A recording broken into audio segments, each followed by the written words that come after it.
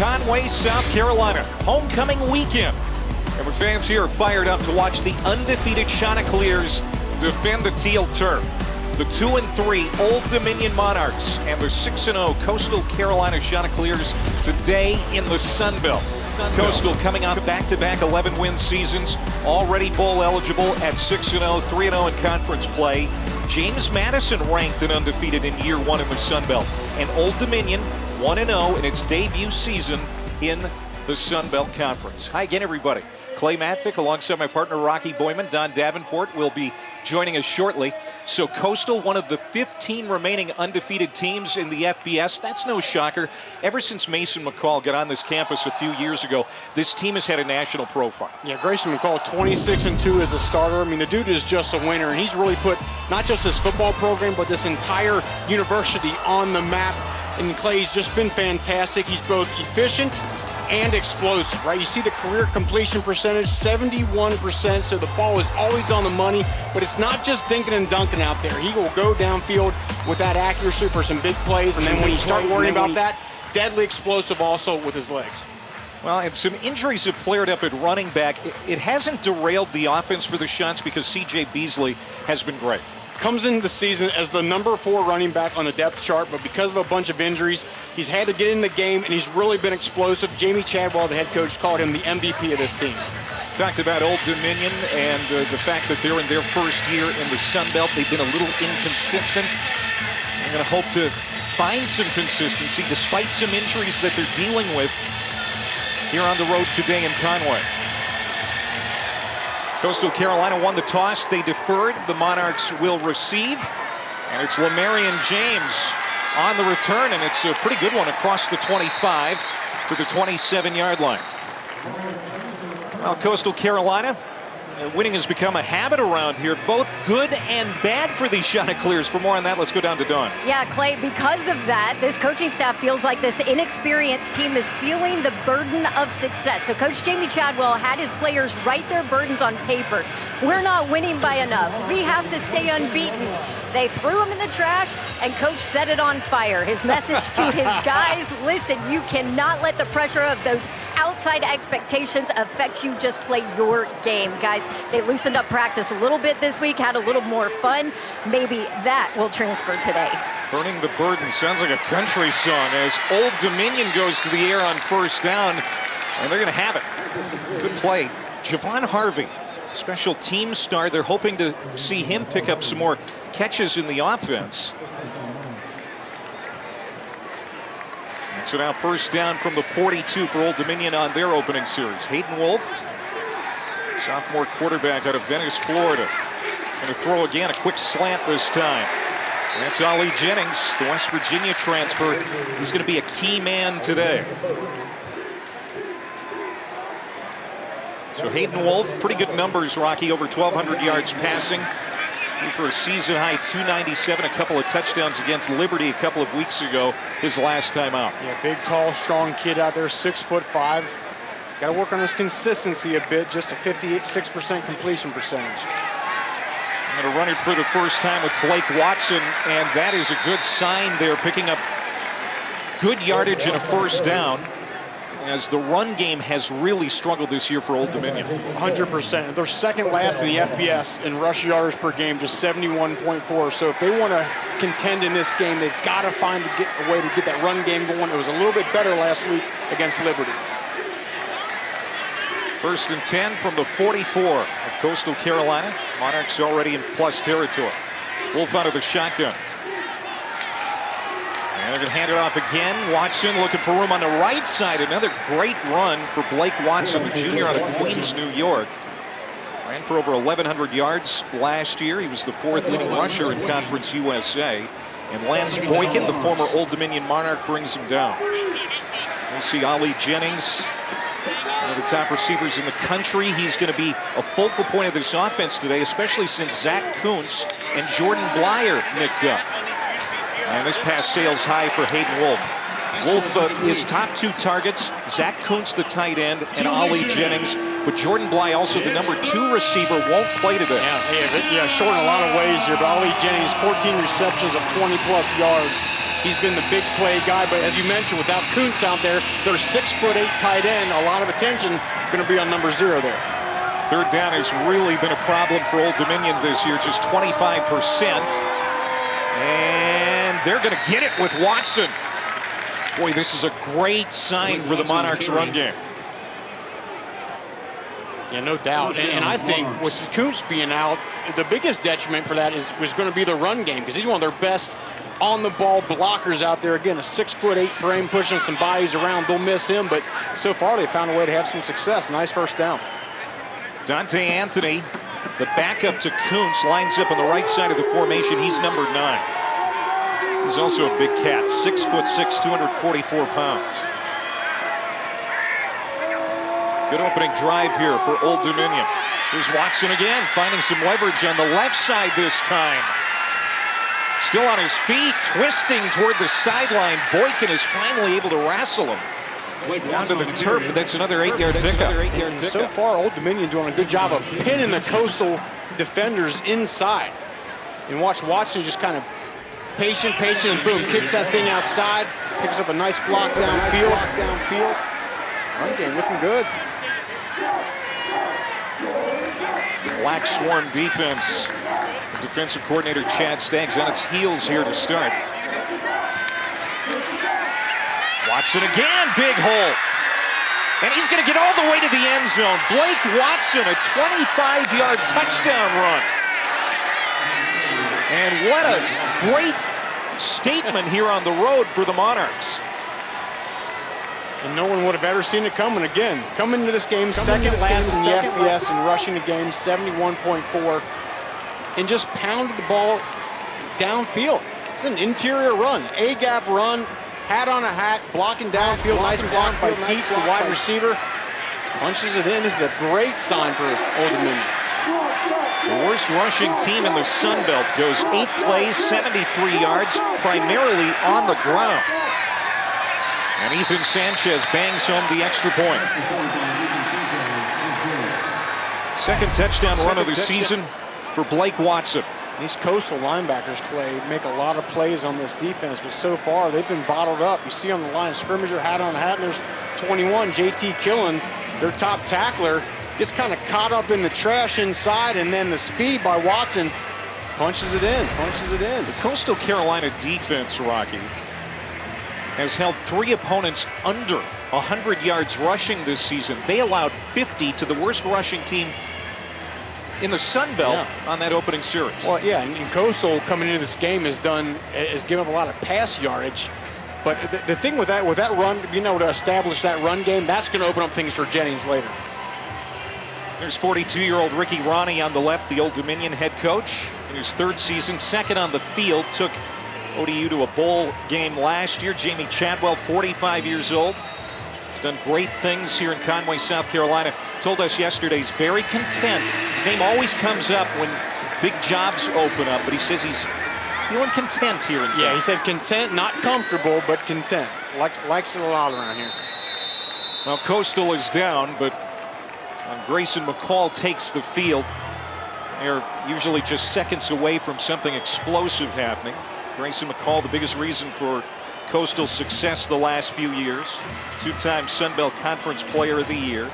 When you think Coastal football, you think Mullets and McCall. Mullets and McCall, you're absolutely right. But supremely confident. I mean, this is a very complex scheme offensively that Coastal runs, which we'll get into. But Grayson McCall knows the ins and outs of all of it.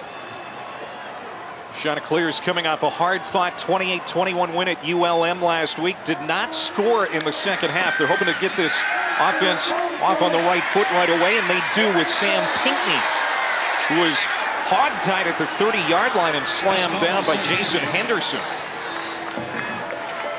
And a host of tacklers.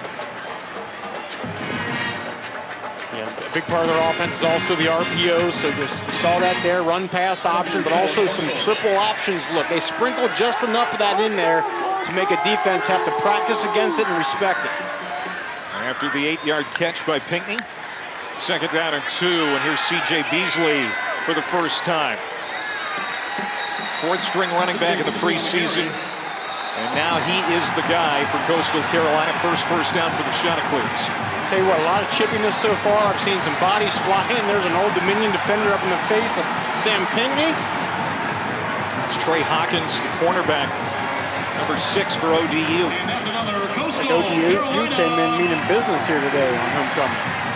First down. Said it before, this defense centers around number 42, Jason Henderson, the nation's leading tackler.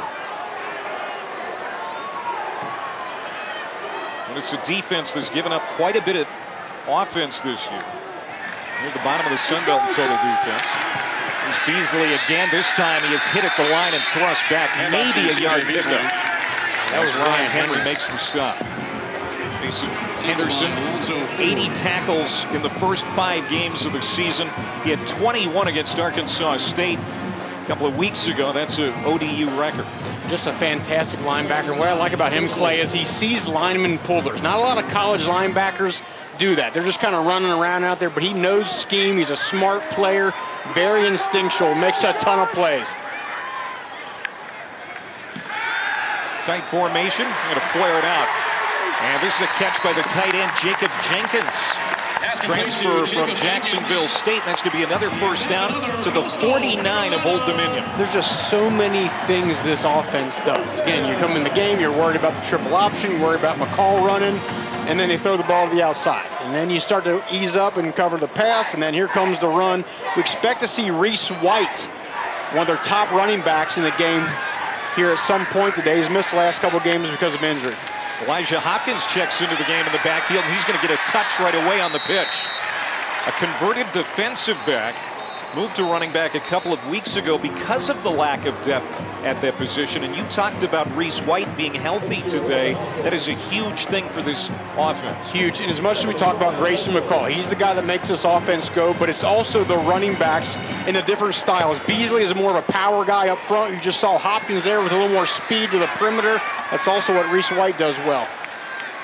So a 5-yard gain for Hopkins, 2nd down and 5. Coastal Carolina opening drive. Beasley to the right of McCall. And he will get it. He's hit, bounces to the outside, stutter step, and he'll forge ahead for a couple. It'll be 3rd down as Denzel Lowry made that stop. Looks like we've got our first flag.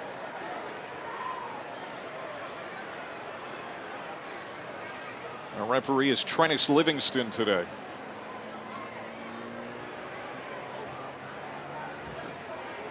Number 84, 10-yard penalty from the spot of the foul.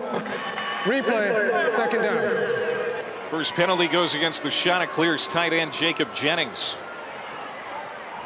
And of course, no Isaiah Likely anymore at tight end for Coastal Carolina. He's with the Baltimore Ravens right now, but a couple other guys, Xavier Gravett and also Jenkins. You got to look out for Jared Brown. He's been a big play guy for Coastal. Yeah, we haven't called number 14 yet. It's at the bottom of the screen. McCall will hand off again. This time it is Reese White.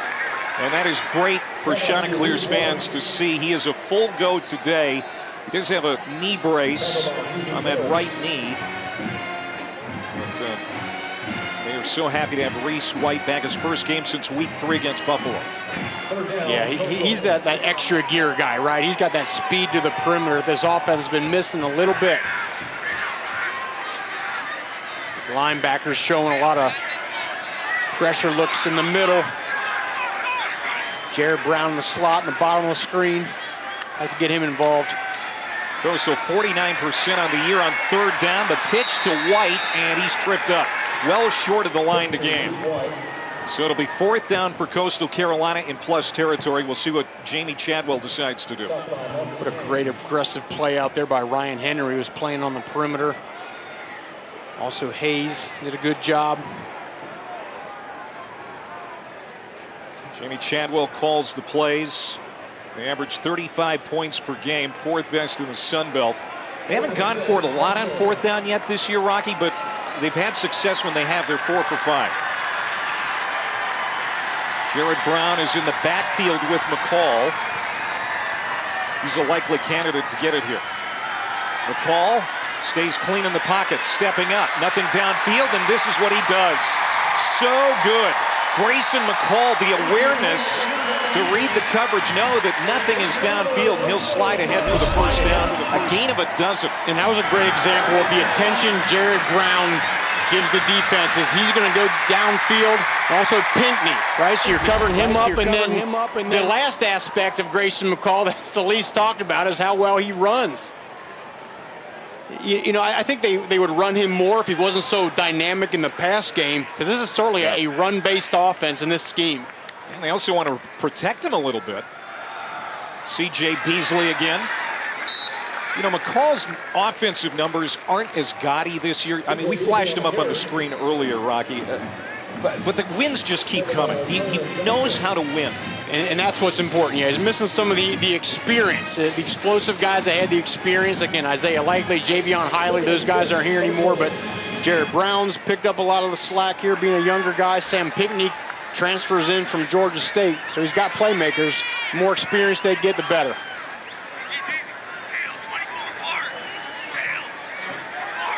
This is the 11th play of the drive. And Beasley probing and not much there. So another third down coming up. Sean Asbury made that stop for this defense under Blake Seiler. You know, Clay and Rocky, you guys were talking about Grayson McCall's numbers. They're not as gaudy. You also have to remember he had shoulder surgery. He missed the spring, he missed the summer, he was on a pitch count in the fall, and he lost his top 4 pass catchers. So he did a lot to try and develop those relationships by just being around. And then once he was at full go, he met the guys on weekends. They stayed after practice, but he had a whole new receiving core that he had to get used to coming off of shoulder surgery. And Donnie's complete here to Jared Brown. But immediately Brown is wrapped up at the 29, well short of the first down marker. Tobias Harris, good closing speed on that open field tackle, 4th down. Took a lot of speed on this ODU defense, right? And I thought they might go for it here because their kickers missed 2 of their last 3 kicks, but they're going to give Cade Hensley a shot here. 4th and 7. So Hensley sets up from 46 yards out. Out of the hold of Mac West.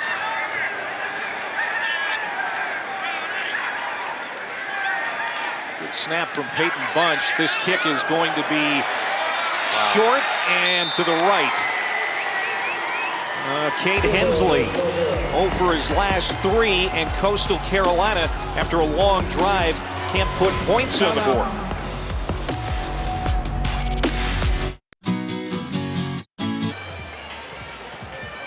Old Dominion trying to spoil homecoming here as they come into Conway and have a good start. Each team with a series. Old Dominion leads at 7-0 after an explosive at times drive on the opening series.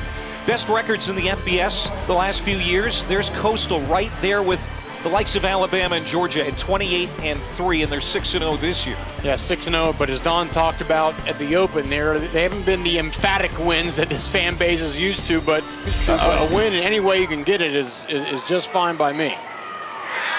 50 yards rushing on that opening drive for Old Dominion, and they're going to stay with what works, and this time it's Keyshawn Wicks, a sophomore out of Moncks Corners, South Carolina, the number 2 rusher behind Watson. And until Coastal can prove that they can stop the run, Old Dominion's going to keep feeding the running back. That's exactly right. These linebackers for Coastal not playing very well right now. J.T. Killen, Trey Pinkney had a rough opening series here. 2nd down and 3.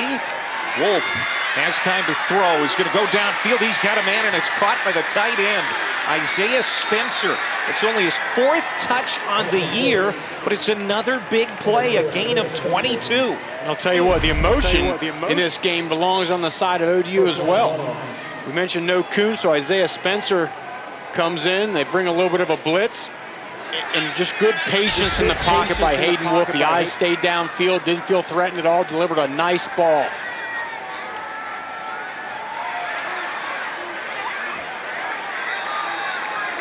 Bouncing to the 35-yard line.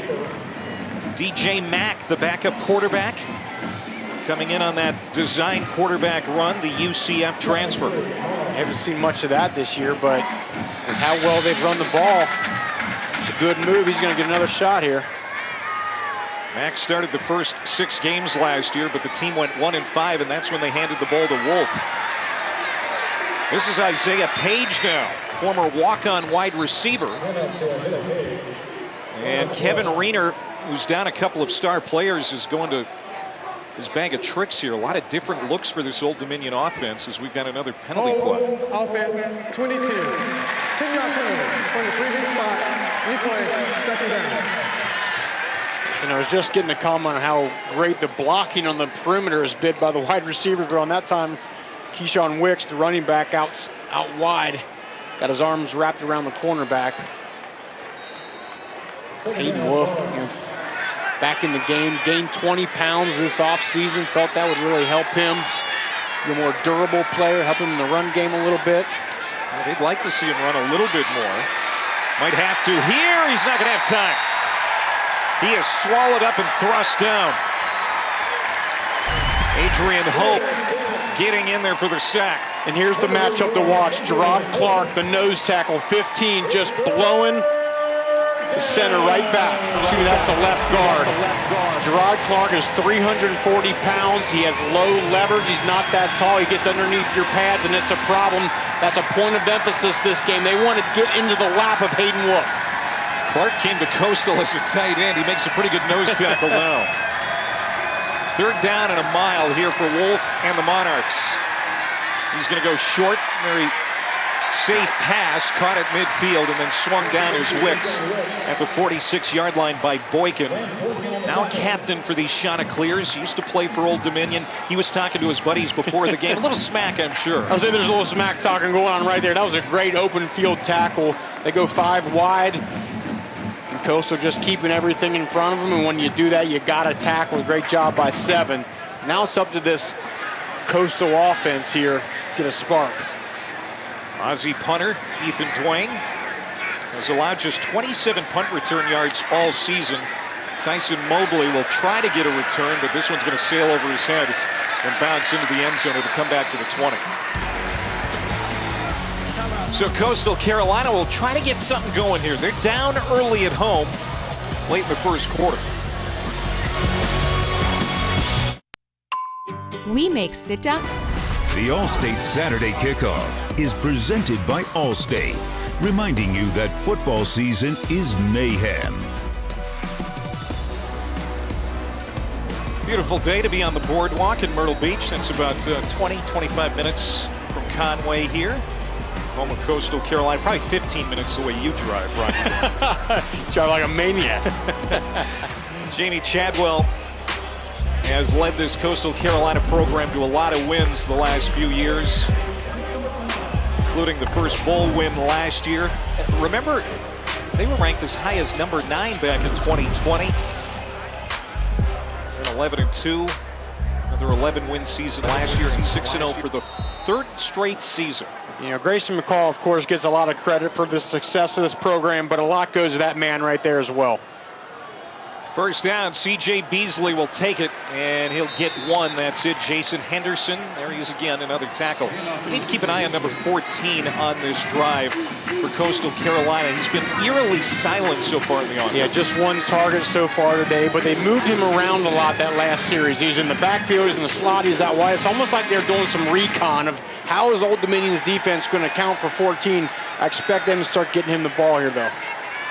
He's their fastest wide receiver.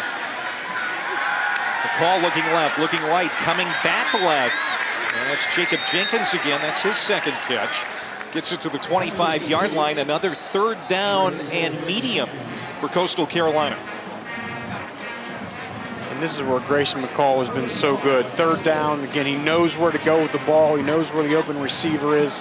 Just a matter of him getting it to him. A bunch formation down here at the bottom. There's Jared Brown right in the middle of it. Last year, Coastal led the nation at 54% in 3rd down conversions. Brown goes to the right side of the formation. Wide open, Xavier Gravett, the tight end. That was an easy first down, catch and run out to the 39.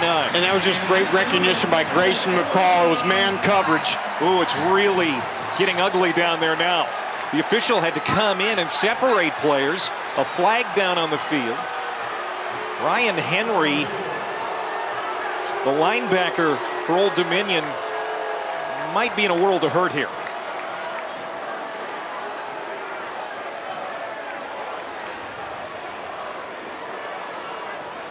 And Henry is now running off to the sideline.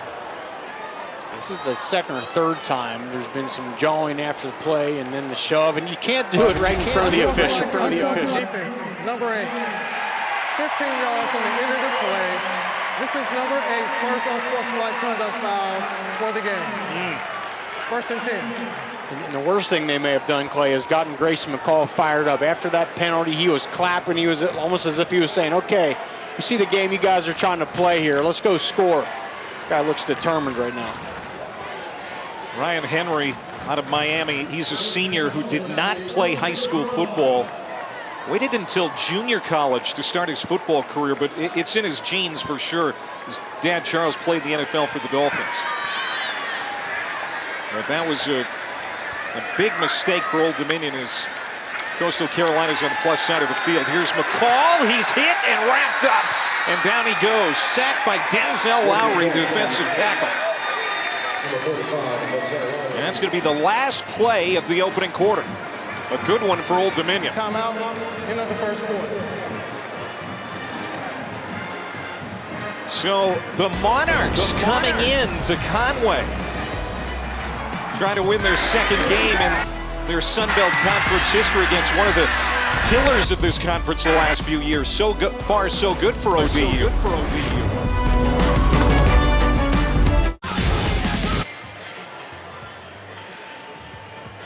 Well, Coastal Carolina has a 9-game winning streak going back to last year. Their last loss November 13th of 2021, a 42-40 defeat to Georgia State. That was also homecoming. And Old Dominion, after the first 15 minutes, looks like the more physical team at times, Rocky. Certainly. They came in this game early on here with the attitude. And you got a little bit of the best of them with a personal foul there, but certainly, definitely the more physical team at this moment. Grayson McCall sacked for the 8th time this year, first time today by Denzel Lowry to end the first quarter, setting up a second down and 16. McCall hasn't thrown an incompletion yet. He's got 2 receivers to either side and Beasley in the backfield. McCall again on target and again finds the tight end, but it's another short pickup. A gain of 5 for Gravett. And it'll be third down and long.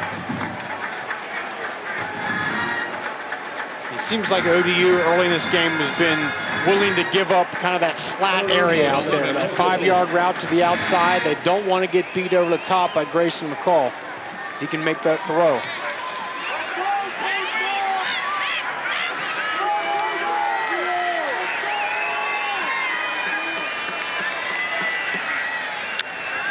Coastal 1 for 3 on third down so far. Lofting it up is McCall. Had a man, but it's incomplete.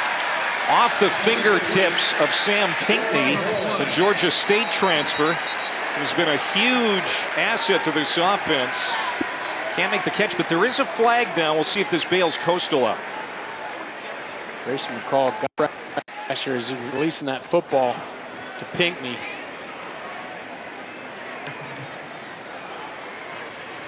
Personal foul, roughing the passer, number 5 defense, with target.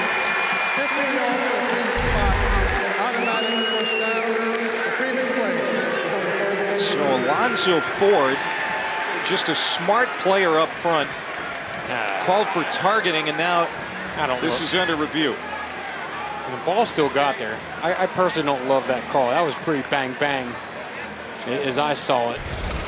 Throw was on the money. It would have been a tough catch. I don't think Ricky Ronnie is going to be happy with that call.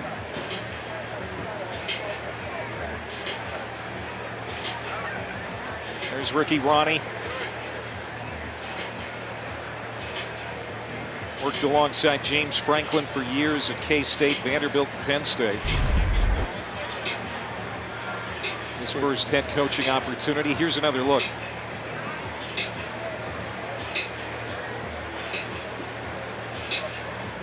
I agree with you, Rocky. I don't know that that's targeting by the book. I don't think it was roughing the passer either.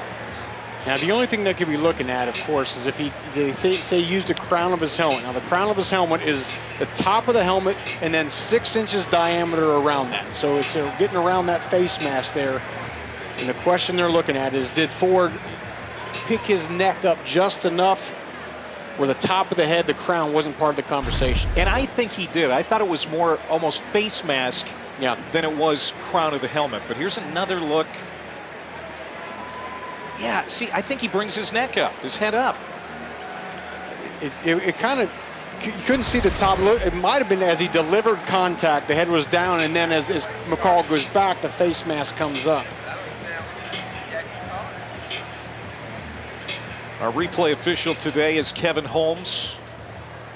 And this would be a blow to Old Dominion. We talked about the physicality for them today and how they've been carrying that so far. There's another physical play from Alonzo Ford. 3.5 sacks this year, 6th most in the Sun Belt. A guy they can ill afford to lose. Absolutely. I mean, he's an undersized guy, but he does a lot of things for them up front. Very active. Big call here in the After further review, it's been determined that there was no targeting on the play. Number 5 for Old Dominion may remain in the game. The roughing the passer still will be enforced 15 yards from the previous spot, an automatic first down. So an automatic first down, but no targeting. No targeting. I still don't agree with the roughing the passer call there, but nevertheless, it works out for Coastal Carolina. And you see Ricky Ronnie feels about the same way I do on that. I mean, they've given Coastal Carolina 30 yards in penalties here.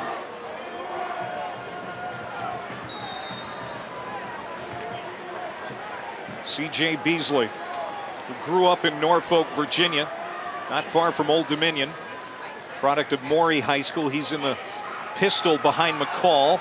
It'll be caught by Jared Brown in the flat. So dangerous with his feet, and he skips out near the 25-yard line. And they need to get Brown more involved. That's certainly the case. That's a gain of 7. Yeah.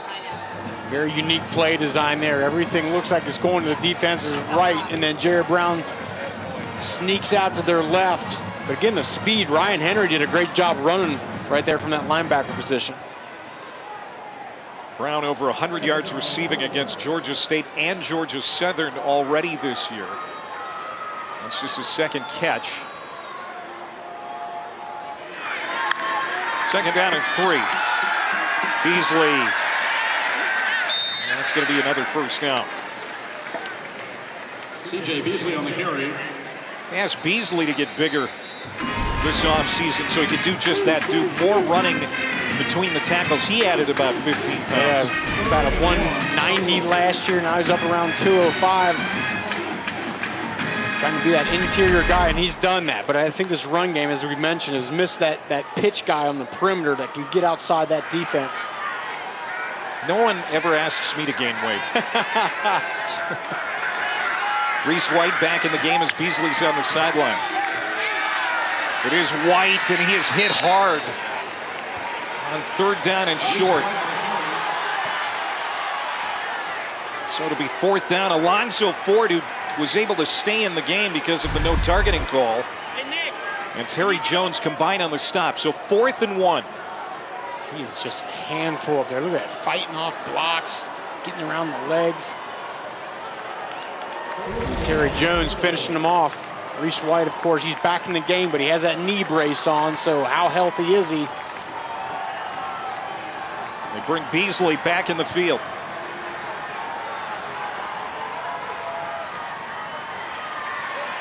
And they're going to blow this play dead. Yeah, there was movement all over up front. And the official had not gotten out of the way, and by the time that ball was snapped.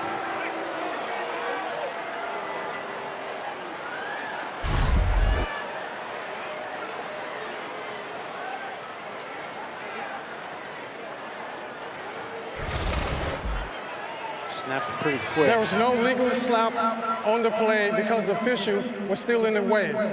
we will redo the play. And I think what happened, ODU was trying to get a defensive guy off field, so McCall was trying to snap it and catch 12 men on the field. But the official had not gotten out of the way to wind the clock, and they'll redo it here. It's defensive tackle Tyree Bibby, who took off before the snap, but doesn't matter. We're going to redo it. 4th down and 1. Coastal Carolina converted on a 4th down on their opening drive, but the drive dried up and resulted in a missed field goal by Hensley. Beasley behind McCall. It is C.J. Beasley hit behind the line and stopped. No gain and maybe even a loss on the play. Alonzo Ford. What a series for him and also Jones. And those two guys, especially Ford and Jones, doing a great job. This run game for Coastal Carolina can't get going. And Old Dominion's up 7-0.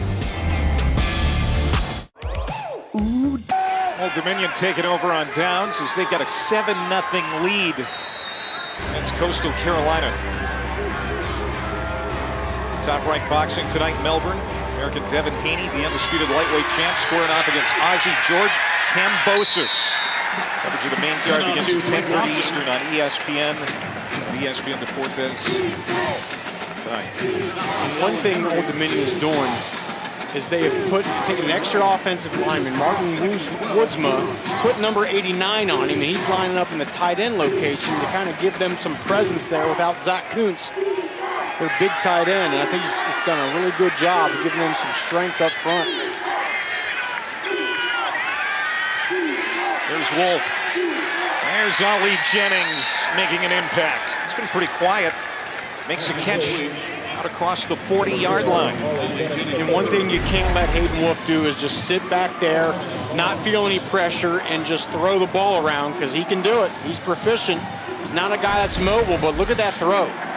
Perfect to the outside area of the field there where only Jennings can get it. Coastal's got to find a way to bring some pressure on Hayden Wolf. Gain of 21 for Jennings, who's had over 100 yards receiving 4 times this year. There's Wolf, and that pass is high. Intended for Watson out of the backfield. Well covered there by Jamar Brown, who leads this team in a couple of defensive categories, including sacks. So there's Ali Jennings. What a year he has had, averaging 138 receiving yards per game, tops in the nation. It's incredible. Does a great job. He tracks that deep ball. Expect to see one of them coming up here at some point. He's on the sideline for now as they give it to Watson again, who finds a little wiggle room right up the seam. He's going to be about a yard shy of the line to gain, so 3rd and manageable now for Old Dominion. These linebackers for Coastal are getting blocked. Killen and Pinckney got to find a way to shed those blocks and get them off and make a play. Huge 3rd down, and they're bringing 89 back in the game. Woodsma, he's going to line up at tight end. He's an extra offensive lineman. Now with Kuntz out of commission today, offensive coordinator Kevin Riener has to be creative. He's switching sides. 3rd down and 1. On the plus side of the field, Wolf out of the gun. Handoff, Watson, a lot of room on the near sideline, and he stumbles ahead to the 40-yard line. Joshua Madison, the safety, made the tackle, but a gain of 7 and a 1st down for the Monarchs. Too many mistakes by this Coastal defense. Trey Pinckney is supposed to provide the edge. He's 39. What's he do? He ducks inside. You can only spill that ball if you know somebody else is going to be on the outside. No one was there, and it's an easy game. This Black Swarm defense not swarming enough here today. As Watson will carry. I mean, they lead the nation in takeaways with 17. Also tackles for loss, a big number. They're 22nd in the FBS in that category. But, you know, where this game right now has them in trouble is up front. They're getting controlled on the line of scrimmage. Yeah, it's something that doesn't happen very much. You're getting controlled at the line of scrimmage like that.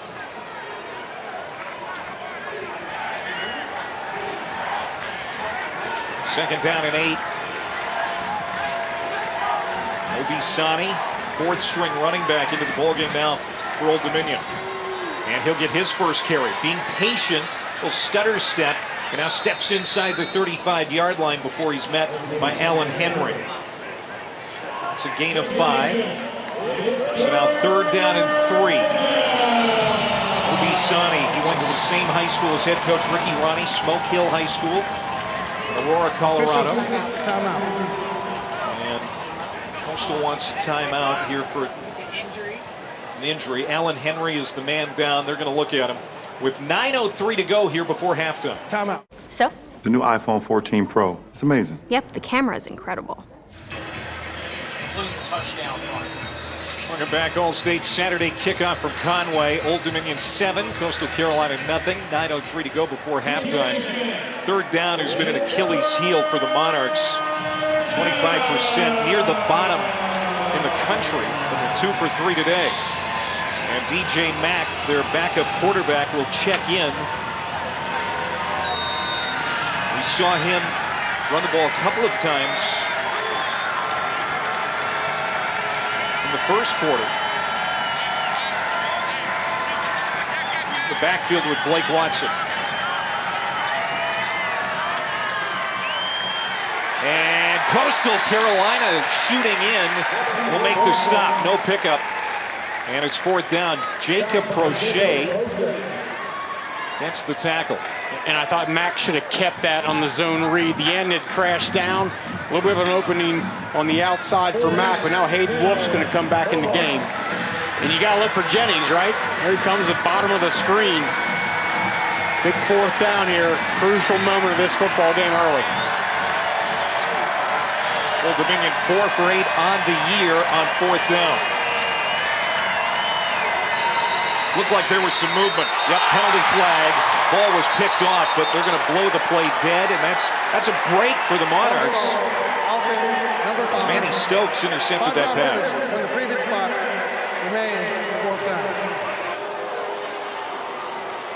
So another penalty against ODU, their 4th, 45 yards against. The one thing about Hayden Wolf, I noticed this during the week watching him, he's got a long kind of delivery where he kind of telegraphs it a little bit, and you know those defensive backs and linebackers for Coastal see that as well. Watch for that as the game goes on, but now it looks like they're going to bring in.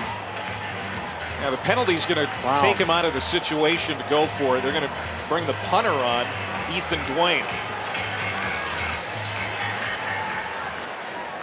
And Tyson Mobley standing inside the 10 for Coastal Carolina. And another whistle. Timeout. Coastal Carolina calling a timeout. It's 7:42 to go here before half. And we're going to step aside.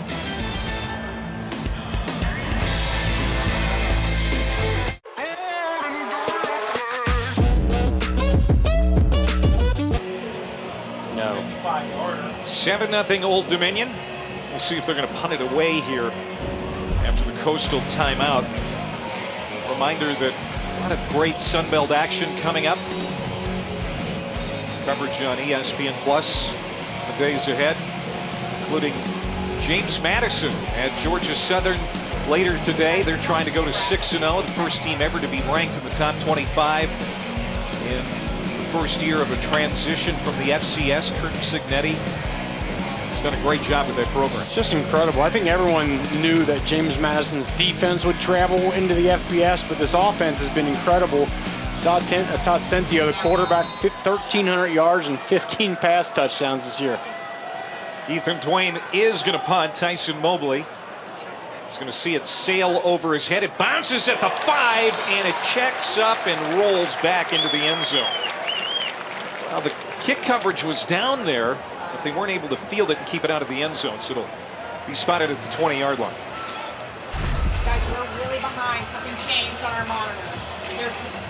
Yeah, it looked like they had people down there to get it corralled. He just couldn't find the ball. Harvey couldn't. So Coastal Carolina's offense did not score the last 2 quarters of the game at ULM last week. They go scoreless in the first 15 minutes here today, and so far here in the second quarter, nothing on the board. I think it centers around them not really being able to run the ball. Reese White Again, he's going today despite the sore knee. Ran for 133 yards in the opener against Army. That's the kind of production he's capable of. You can see that Coastal is winning the time of possession. Yeah, I'm texting him right now. The offense hasn't been prototypical Coastal Carolina so far. Yes.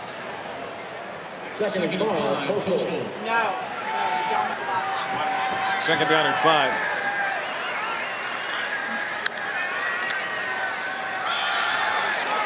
White again. That'll be a 1st down. It's got to be feeling good for Reese White. It does. He's missed a lot of time this year coming in. He's going to be one of the feature backs. They're also missing Braden Bennett. They may expect him to get him back after the bye. But Reese White, coaches felt good about him getting back in this game. The spread option. Jamie Chadwell. Send 2 receivers to the left, 1 to the right, 2 in the backfield, including Reese White. I'll stay on the ground. White again. It's gain of 3. Do you expect him to get a snap count today? Are they going to test that knee a lot? Well, here's how it usually works. They go into the game saying, we want to keep him on account here, but as the game goes on and they need him, guess what's going to happen?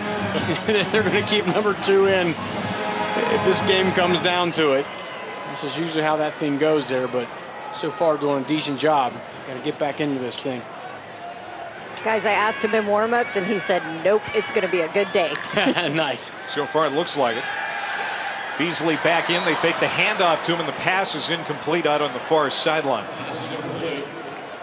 And so McCall, his first incompletion, that one intended for Jared Brown. Yeah, it's just everything, right? It's the offense, I mean, the run game. Pass falls a little bit short, something that just, things are happening today that you're not used to seeing with this Coastal offense. It's always so efficient. When you talk about Grayson McCall, you certainly start by talking about efficiency. He had a 207 passer rating last year and broke the FBS record of 203 held by Mac Jones of Alabama in 2020. So he's 7 for 8 throwing, goes to the air again. Deep shot this time, and that is hauled in. Great catch near the 40-yard line. 28-yard reception for Tyson Mobley. And that's what this offense has been missing, the big play. They need something to get the emotion back. And who delivers? No one else but Grayson McCall. What a beautiful throw. It's actually really good coverage. But he notices man-to-man, throws it to the outside, a back shoulder throw. Mobley, a great job hauling that thing in. And he does it around one of the best cover corners in this conference, Tobias Harris. And they're going to mark it at the 37-yard line. 1st down and 10 for the Chanticleers. Now they'll swing it out to the flat. That's going to be a short pickup. Gain of 4 for Xavier Gravett. Coastal tight end. Yeah, good job there. Again, you get the big play, and then if they're taking away the big play, which they were on that one, throw it into the flat and pick up a few. You know, you always have confidence that Grayson McCall, despite the offense may not be hitting on all cylinders, you have the confidence that he's going to find a way to get it done because he's done it for such a long time around here. C.J. Beasley back in.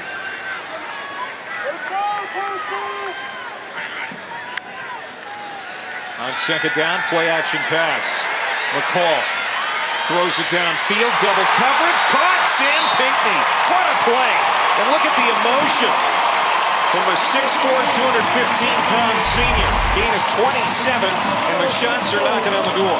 Yeah, you don't want to throw a ball up into double coverage unless you have a receiver who's athletic and 6'4". I mean, look at this. It almost looked like Trey Hawkins was just waiting to pick this thing off, but the big body Pinckney comes in and snatches it out of the sky. Now, because his helmet came off, he's going to have to leave the field on this 1st down and goal play.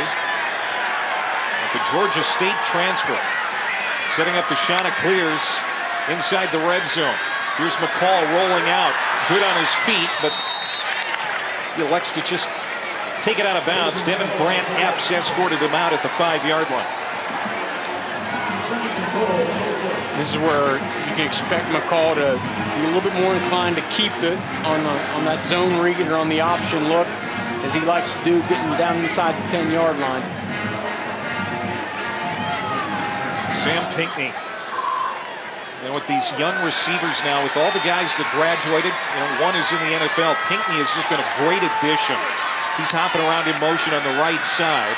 Beasley bottled up in the backfield. Terry Jones shooting in and is going to bring him down for a loss. So 3rd down and goal to go now for Coastal. Again, it's just the penetration by OU's front. They try a little zone run. There's nowhere for Beasley to go. He tries to cut it back across, but then, of course, Terry Jones, who we've called his name a ton today, comes in and makes a great play off the edge. Terry Jones, a sophomore out of Baltimore. Reese White back in the game. This is where another area where he's so good. Got Pinckney at the bottom of the screen. McCall surveying. Still looking. Lobs it to the end zone. Man! Caught. Touchdown! Jacob Jenkins. His first touchdown of the season, and Coastal's finally on the board. And what a wild play, Clay, because it looked like McCall was trying to go to Reese White, who found himself wide open in the back of the end zone, but then Jenkins came and just stole it from him. Watch Reese White wheel up around, kind of gets lost in the shuffle, and you'll say he's wide open saying, throw me the ball, and Jenkins says, wait a minute, I want that touchdown. He's on the further review for a catch, for a touchdown. Timeout. They're going to look at it again to make sure that Jenkins had control of it before he hit the ground. And if he didn't, the coach is going to say, why didn't he just let Reese White just catch it all by himself in the back of the end zone? Grayson McCall, his 20th straight game with a touchdown pass, if it stands up, and we think it will. Yeah, that looks like a catch. I don't see much that he's going to be able to return. Now, get one last look here. And that's the 70th touchdown pass of McCall's career. Now, that angle showed you a little bit more. Now, the ball, of course, can touch the ground, just can't aid in the catch. So that's what they're going to be determining here.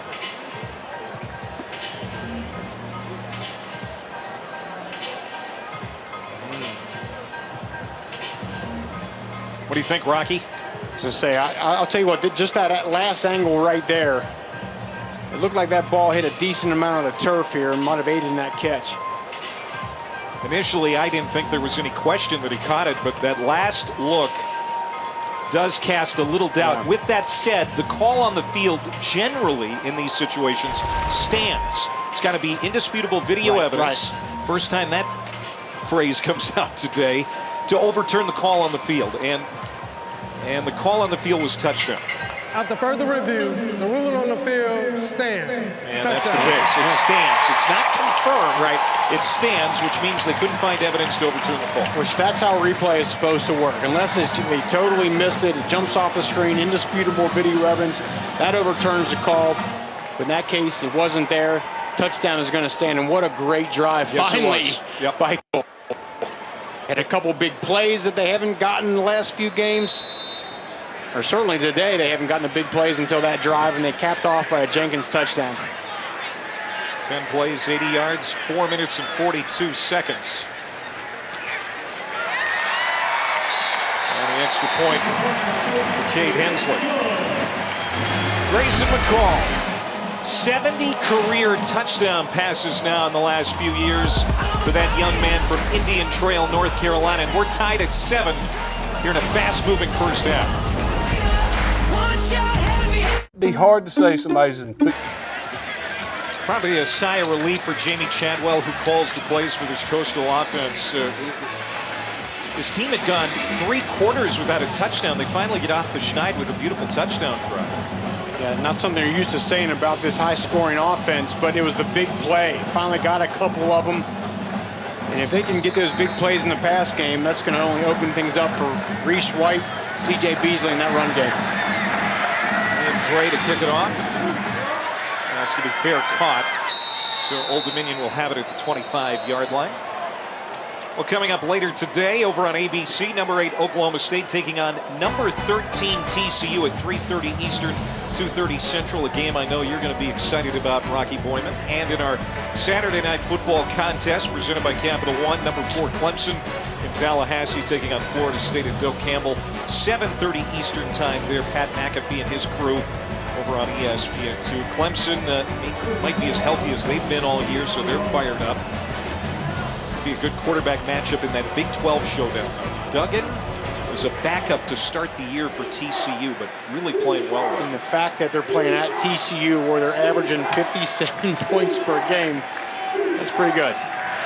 Under 3 minutes to go, first half. Tied at 7. Hayden Wolf, 5 for 7 throwing the football. He's taking a deep shot and it's overthrown. Single coverage intended for Isaiah Page.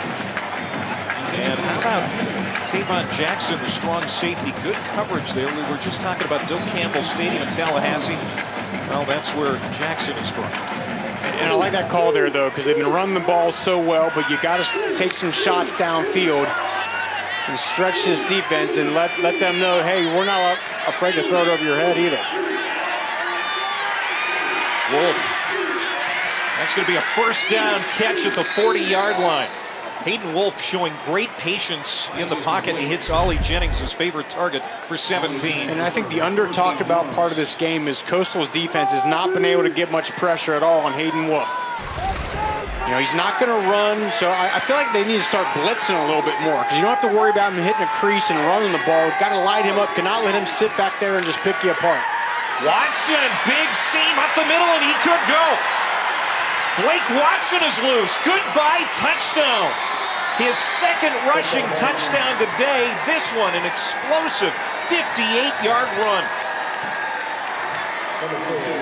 And what a dagger. Right up the gut where they've been running the ball all game. And it's just hat on a hat. The linebackers once again get caught up in the trash, and there's nobody else on the back end. Nobody's home, and Blake Watson with a statement run.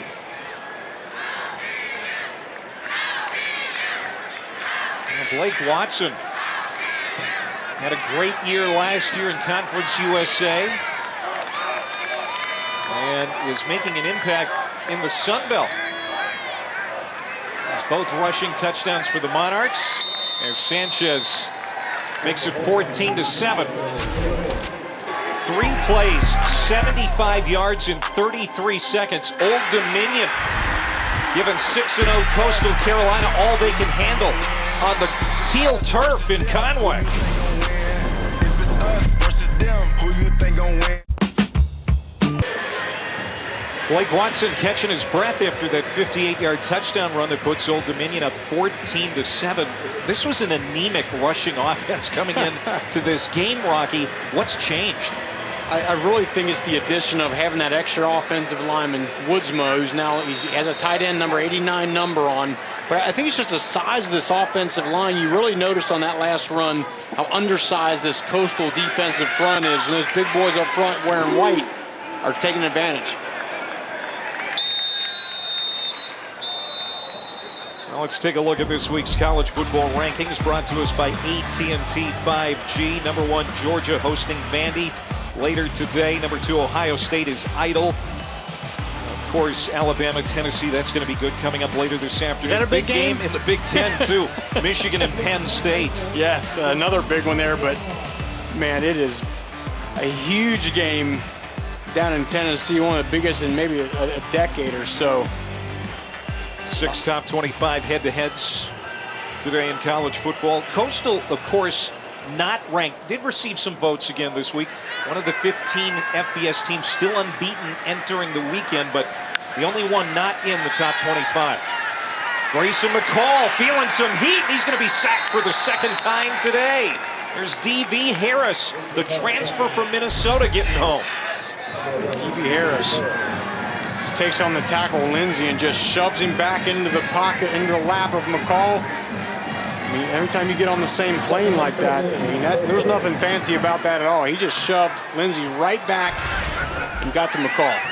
This offensive line, which has 3 new starters this year. Just 7 sacks allowed coming into the day. They've allowed 2 so far. That is going to be a short pass play and another 3rd down and long coming up after that catch by Jared Brown. In the mindset you thought for Coastal was, hey, let's find a way to go get a score, because Coastal gets the ball coming out of half here, but 2 plays that got nothing, and now a 3rd and long. ODU with 3 timeouts left. Maybe they feel like they have an opportunity to get the ball back. Old Dominion coming right back after the Coastal Carolina touchdown drive and scoring so quickly as they did. Just grabbed that momentum back. Now McCall hits it for a 1st down. Into plus territory to the 45-yard line of Old Dominion. Sam Pinckney strikes again. Giving up a huge play is absolutely what Old Dominion could not afford to do. Coastal, they're going to try to save those timeouts here. McCall had it tipped. Is that caught?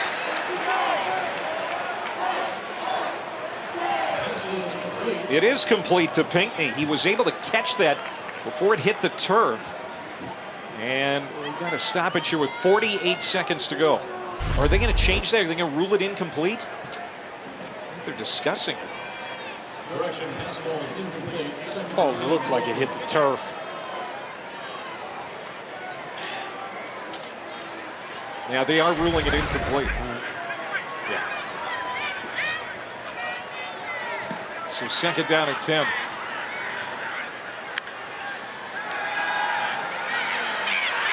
McCall running out of time, being chased. He's dropped again. That time Taj Rael and Chris Kane combine on the hit. Timeout. And now Grayson McCall calls timeout. This is their first timeout of the first ahead of this 3rd down and long. And McCall was a little bit dinged up. His ankle or one of his legs is not feeling well. There's a penalty marker down too, Rocky. They can afford the penalty. They cannot afford to have number 10 be hobbled. Just things feel out of sync for Coastal Carolina today. Yeah, they've gotten some big plays. And defense, number 20. 10 yards from the previous spot or into the run. Automatic 1st down. Well, that's going to help them. Timeout. Their offense has been overall struggling, despite the fact that Old Dominion is giving their Coastal's offense some things via the penalty. And here's where the penalty is. This Tobias Harris on Pinckney, and they've been going at it pretty much all day, but grab the face mask and throw it down.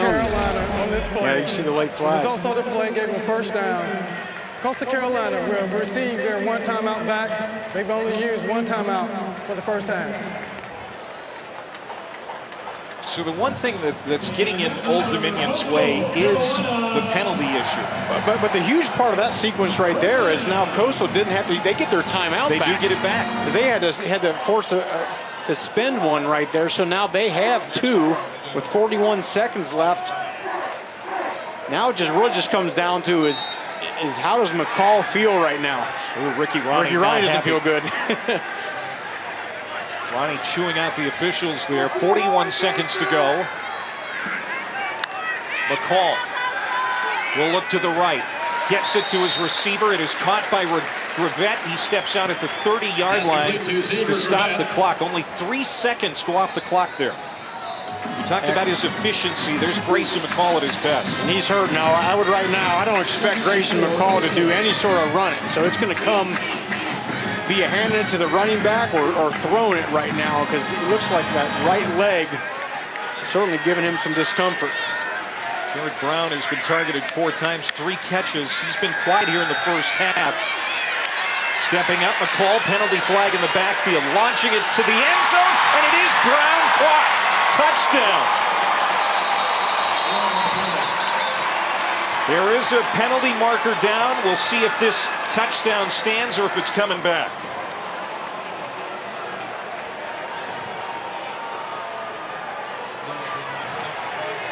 Personal foul, hands to the face, offense 72. 15 yards from the previous spot, remains 2nd down. Antoine Loper, the veteran right tackle, product of Carolina Forest High School right here in Conway, with a penalty that takes points off the board. Crucial penalty. And there you see him on the right side.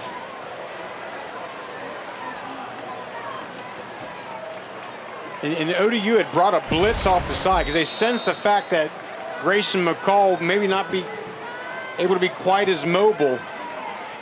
But he was able to get the throw off, but a huge penalty that's going to take it back.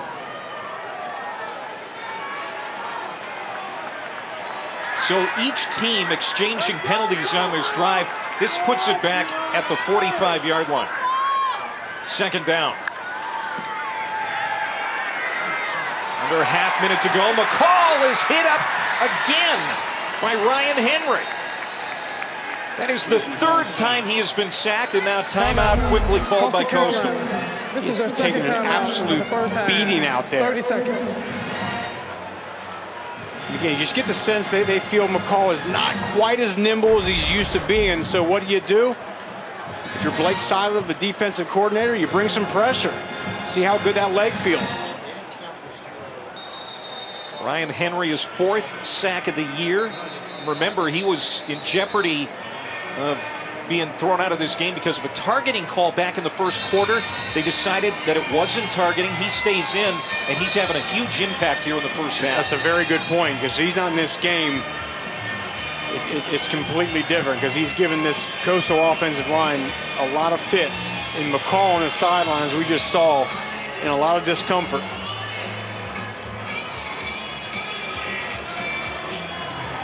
Ryan Henry, we talked a lot about Jason Henderson coming into this game, but Ryan Henry has stepped up and been a great linebacker today as well. 14-7, Old Dominion trying to hang on defensively and have the lead at halftime. 3rd and 22 now for McCall. Gets it to Pinckney, he's quickly hit. It'll bring up 4th down. And we'll see how aggressive Coastal wants to be here. It doesn't appear that they're going to even attempt a snap.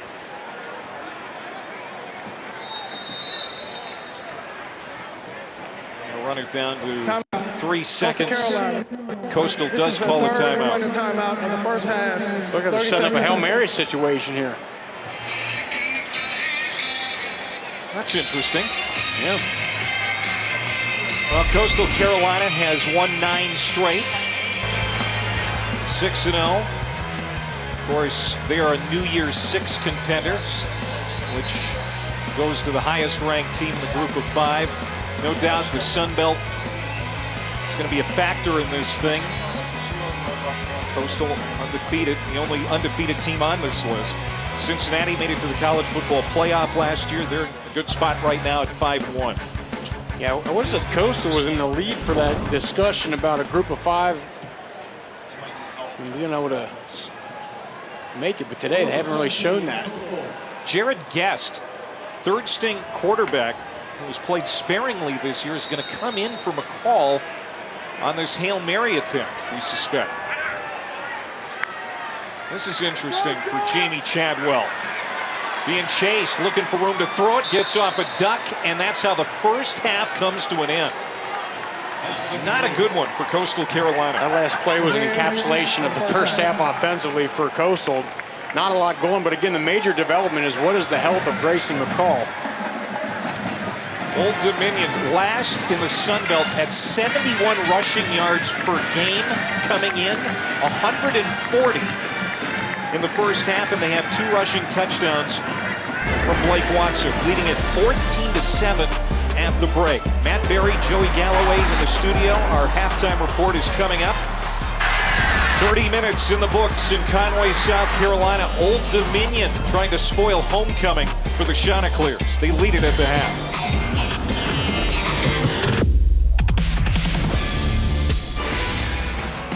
Welcome back to the All-State Saturday kickoff at the half. Old Dominion leading Coastal Carolina by a score of 14-7. There are some surprises on many fronts after that first half we're going to talk about. Look at the stats. Some things really standing out. The rushing attack for Old Dominion. The sacks against Grayson McCall of Coastal Carolina. ODU really doing a good job getting to the star quarterback of the Chanticleers. And that brings us to our mayhem moment brought to us by Allstate. And it's been ODU's defense just getting after Grayson McCall in this offense. And early on in the game, this was Denzel Lowry.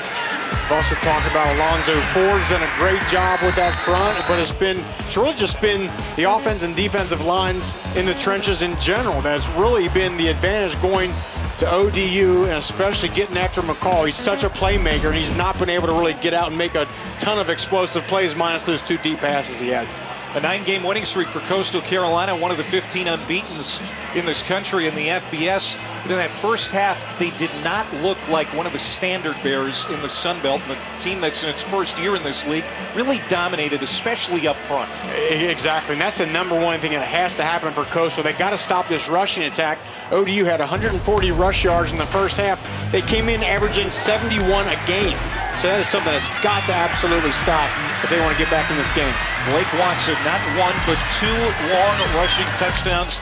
The second one, a 58-yard run. And it's been the interior runs. It's not like it's been running around them. It's been hitting them up the gut, right in those A-gaps. Those linebackers for Coastal that have done such a good job all year have not been able to get off blocks and make plays.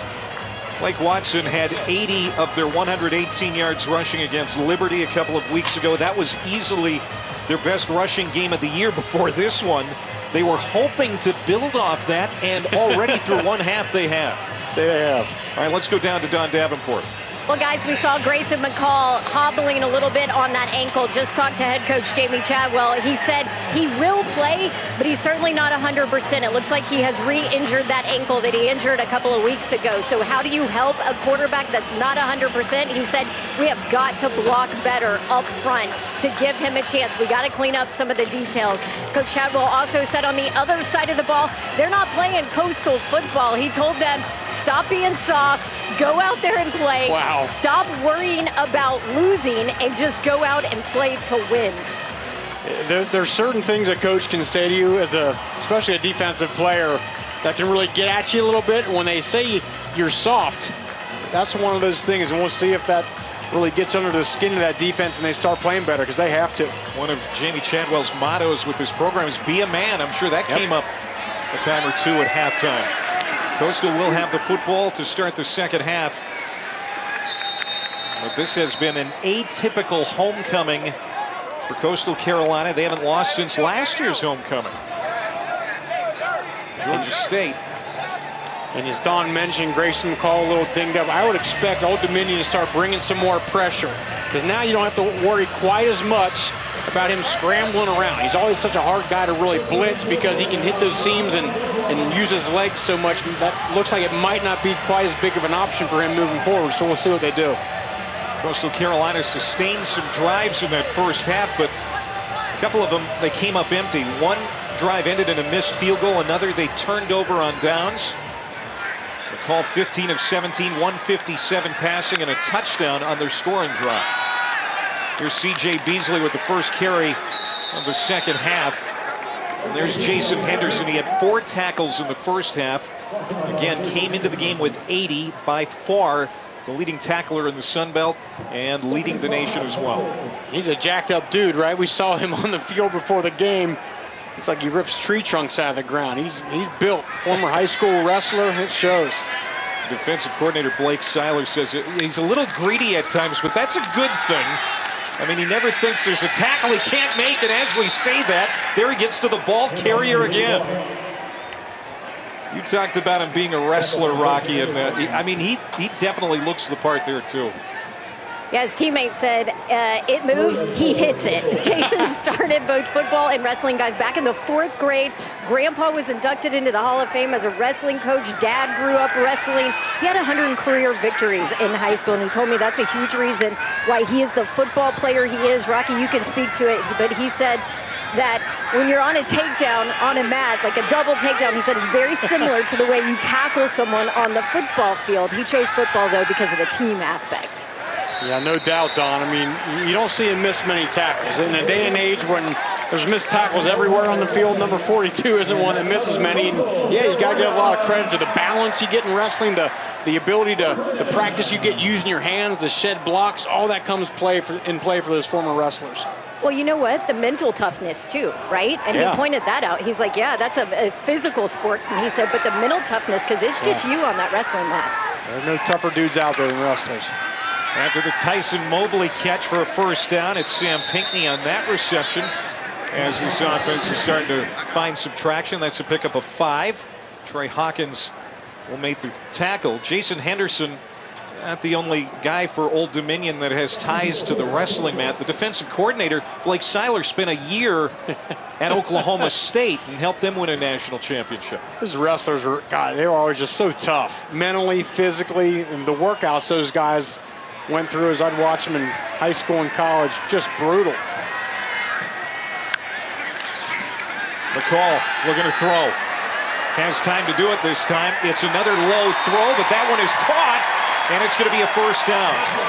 Snatched at the 41-yard line by Tyson Mobley. 3rd year in the program. The junior has played well here today. That's a gain of 17. That's finally a good job by this Coastal offensive line. Gave Grayson McCall some time. Throws is in a perfect spot. Going across the middle, you want it to be low. You don't want that ball up high because then it gets tipped up in the air and a defensive back can grab it. So it was actually perfect placement. 3 catches, 51 yards for Mobley now. They fake the toss and a nicked up McCall. He's going to have much running room as Sean Asbury quickly brings him down to the turf. Now, how much are they going to want to do that with Grace McCall, Rock? I can't imagine they're going to do much. You know, they probably got to do some of it just so the defense continues to respect it. But that's, again, a major aspect of this offense. McCall and his legs maybe not quite up to the speed they're used to. And Don talked about it in the first half. Remember, I mean, he missed the spring, was limited during fall camp after that rotator cuff surgery. And he's had some injury issues this year. Right on target to Pinckney again, and that looks like it's going to be a first down, but did the ball come loose? ODU says yes, it did, and now the officials confirm it. Turnover, Old Dominion with a takeaway, their 13th of the year, and it's Trey Hawkins coming up with the fumble recovery. Pinckney is arguing it, that he did not turn it over, but Hawkins with the strip and the recovery.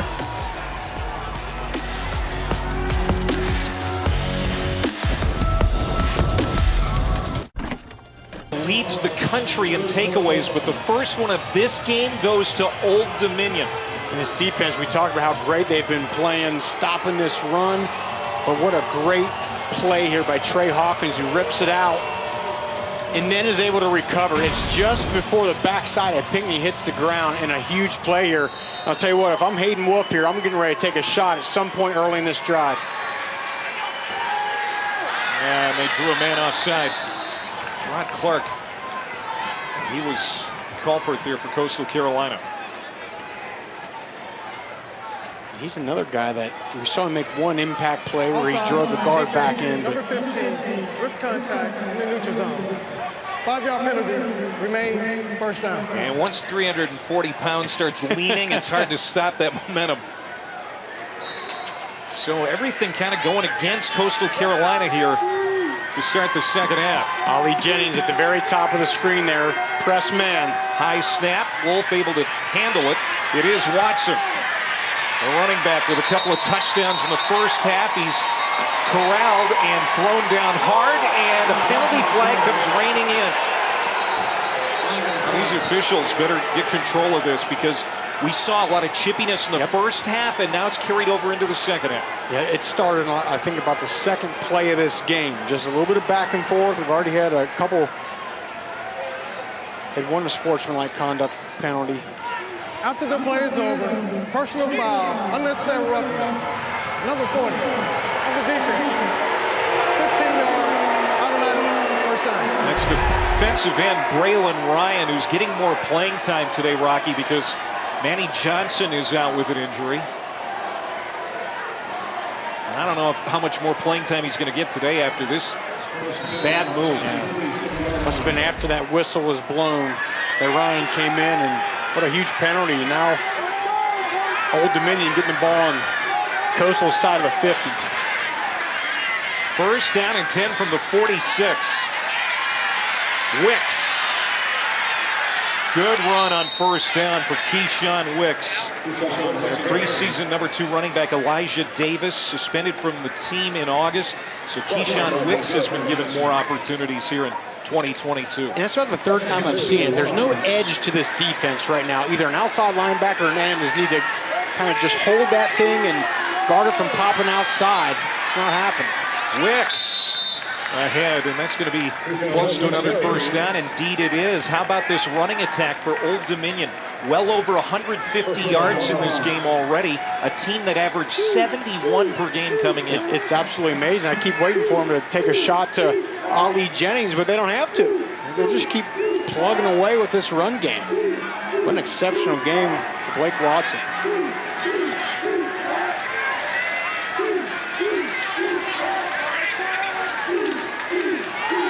Fake the handoff to Wicks. Wolf complete, caught at the 22. And there's Ali Jennings with the catch, I believe. No, that was Javon Harvey. Starting to emerge as a wide receiver for Old Dominion. A gain of 16. But you can see on that play, Clay, they ran Ali Jennings deep, and it got the attention of 2 Coastal defenders and allowed Harvey to get open underneath. And what a great job by Hayden Wolf of not forcing that thing deep, instead hitting Jennings, shooting Harvey on the easy one. DJ Mack back in the game. The rushing quarterback, he finds a lane and he is gone. Touchdown. DJ Mack from 20 yards out, untouched. Third rushing touchdown of the game for Old Dominion. And this is a run-pass option, and what an incredible play design here. Blake Watson, the running back, you'll see he wheels up the field, and look at the defender. He's covering, but he's in man cover, so his back is to the running quarterback, and he punches it in for the easy touchdown. Great play design, taking advantage of a defender.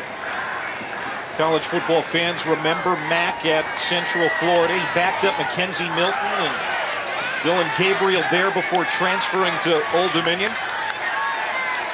And they capitalized off that turnover. And the extra point is good. Trey Hawkins, that takeaway, and the Monarchs turn it into points. But still, it's the run game, whether it's Blake Watson or DJ Mack. They're having their way with this Coastal defense and starting to run away with this game 21-0. ODU. So? The new iPhone 14 Pro. It's amazing. Yep, the camera is incredible. And you'll get our best deal. Nice, but everyone should get it. Everyone can get it. DJ Mack celebrating his touchdown to make it 21-7 Old Dominion.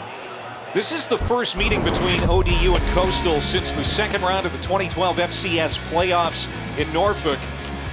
The Monarchs piled up 672 yards of offense behind their star quarterback Taylor Heineke, who threw for 497 and 6 touchdowns, ran for a couple more in a 63-35 win. 8 touchdowns. What a fantastic game that man had. 63 points. Heineke won the Peyton Award that year. Now, of course, backing up Carson Wentz in Washington. Matthew McDoom on the return as Coastal's looking for a spark on special teams. He's going to be stopped short of the 30. Now for a Fansville college football update, brought to us by Dr. Pepper. Some games in progress. The Wolverines leading 16-14, top 10 head-to-head there in the Big Ten. Oklahoma needing some good news to start happening in their program. Maybe they get it today. Kansas is good this year, but the Sooners are leading 35-21, and the Rebels leading Auburn 28-17. Sorry, Don Davenport. I was looking at that score knowing... Hey, that's not that bad. Is that what we've resorted to, Don? That we're not getting beat that bad? That's where we are. Jared Brown, catch there on first down. You know, one of the cures for Coastal's ills, it seems to me, guys, is more Jared Brown. More Jared Brown. Yeah, he's a guy they move around, but they've not been able to find some clever ways to get him the ball. But now's the time to do it. Again, he's the movable piece, just like Isaiah Likely was last year. You know, and you talked about all the injuries at running back. Braden Bennett, Aaron Bedgood, Nate Hope, all banged up. That's why Jared Brown has been even seeing snaps at a traditional running back position. But McCall wants to throw here. And that's going to be a first down catch. Caught at the 44 by Mobley. Gain of 12. Mobley's really stepped up and had a couple big catches today. You can see they respect the speed of Mobley. The corner giving him a lot of cushion, and McCall and company took advantage. Mobley's dad, John, was a great linebacker, won a couple of Super Bowls with the Denver Broncos back in the day. He was a great one. As a former linebacker, you remember watching some of his tape? Trying to take a few notes. Take a few notes. Coming up on 8 minutes to go here in the quarter. Reese White, not much. Terry Jones, who has played very well today, number 13 for Old Dominion, making the tackle. Yeah, Terry Jones has been absolutely all over the place. And it's really been the speed of this ODU defense that's impressed me.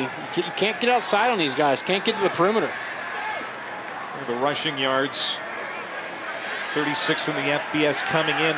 Just not a lot of run opportunities for this Coastal offense today. Everything closes quickly. It does again here for Reese White, but he bounces to the outside and makes something out of nothing. Gain 6, and it'll be third down and short. And Reese White still just doesn't look like he has that burst you're used to seeing last year, right? I know he's in the game, and I give him a lot of credit. He's got that knee brace on. But just that pop, that extra gear that he has is what really makes him dangerous. I think that knee's still bothering him a bit.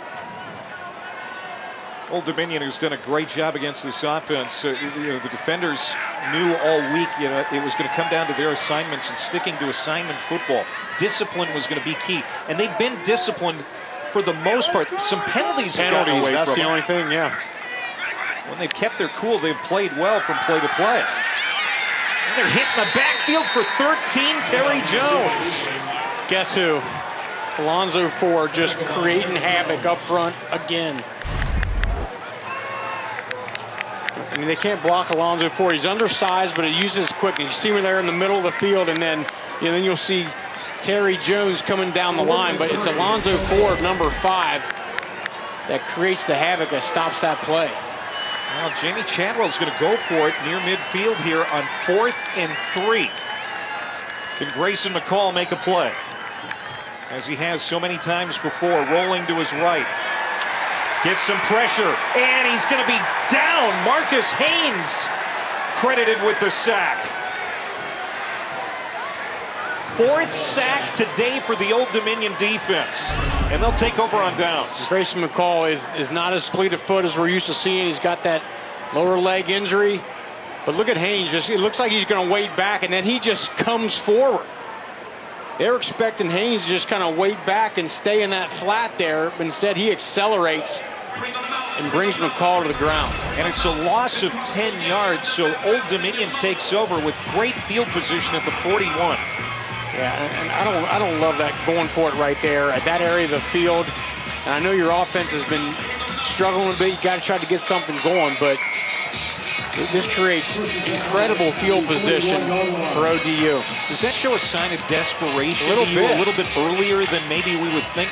And I think they're right now, the game plan is, hey, let's just hope Grayson McCall makes a big play like he always does, but they're starting to run out of some opportunities. Isaiah Spencer, the tight end in the slot. Throwing is Wolf to the wide side of the field. Javon Harvey. Man, they have targeted him a few times here today, and he has come up with some nice catches. That's a gain of 16 and a first down. I think the other thing being able to run is done for ODU is it's allowed them to not have to deal with much pressure. Coastal Carolina not really bringing a lot of pressure. Hayden Wolf is making them pay in that pass game. Tariq Sims, the redshirt freshman out of Leesburg, Virginia, getting involved. Going back to Javon Harvey. He had 7 catches for 64 yards against Liberty, both career highs. And you can see that they've worked him more into the offensive game plan here this week. Yeah, especially with no Zach Kuntz, they needed somebody to step up, and he has. Hayden Wolf A lot of time to throw. Shot to the end zone. It is caught. Isaiah Page with the touchdown. A laser from Wolf from 22 yards away, and Old Dominion has taken complete control of this football game. This offense is an absolute juggernaut right now. Run, run, run, and Hayden Wolf, look, finally gets a little bit of pressure, but it doesn't faze him. He takes a big shot. Lance Boykin loses Isaiah Page in the back of the end zone, and it's 6 points for the Monarchs. Isaiah Page, cousin of Ali Jennings, looking a little bit like his cuz right there with his first touchdown catch of the year. And the true freshman, Ethan Sanchez, nailing the extra point to make this 28-7 Old Dominion. So Old Dominion commanding things on the ground. And when you do that, you give your quarterback time, and he delivers a laser beam, 28-7 ODU.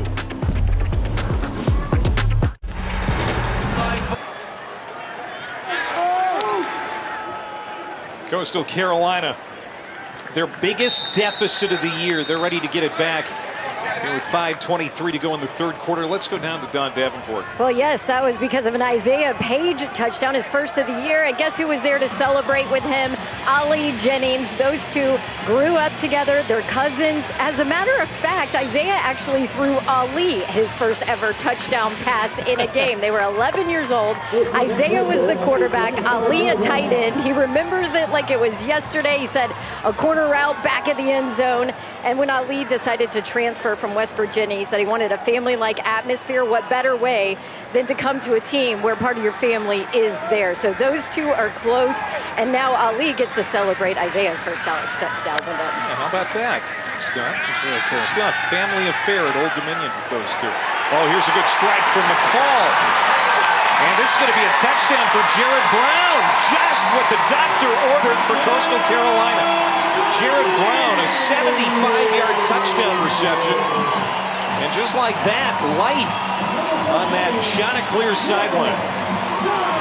Well, we've been asking about Jared Brown all game. When are we going to get the ball to him? And Grace McCall finally does just that. Look how fired up he is. He's saying, look, that sideline has been dead all day.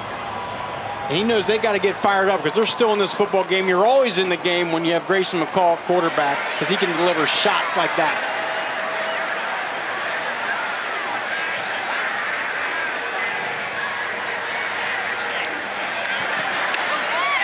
So Old Dominion's lead is cut in half as Jared Brown gets his 5th touchdown catch of the year. All in the last 4 games, he has really emerged as a weapon for Coastal Carolina. Pretty quiet in the first half.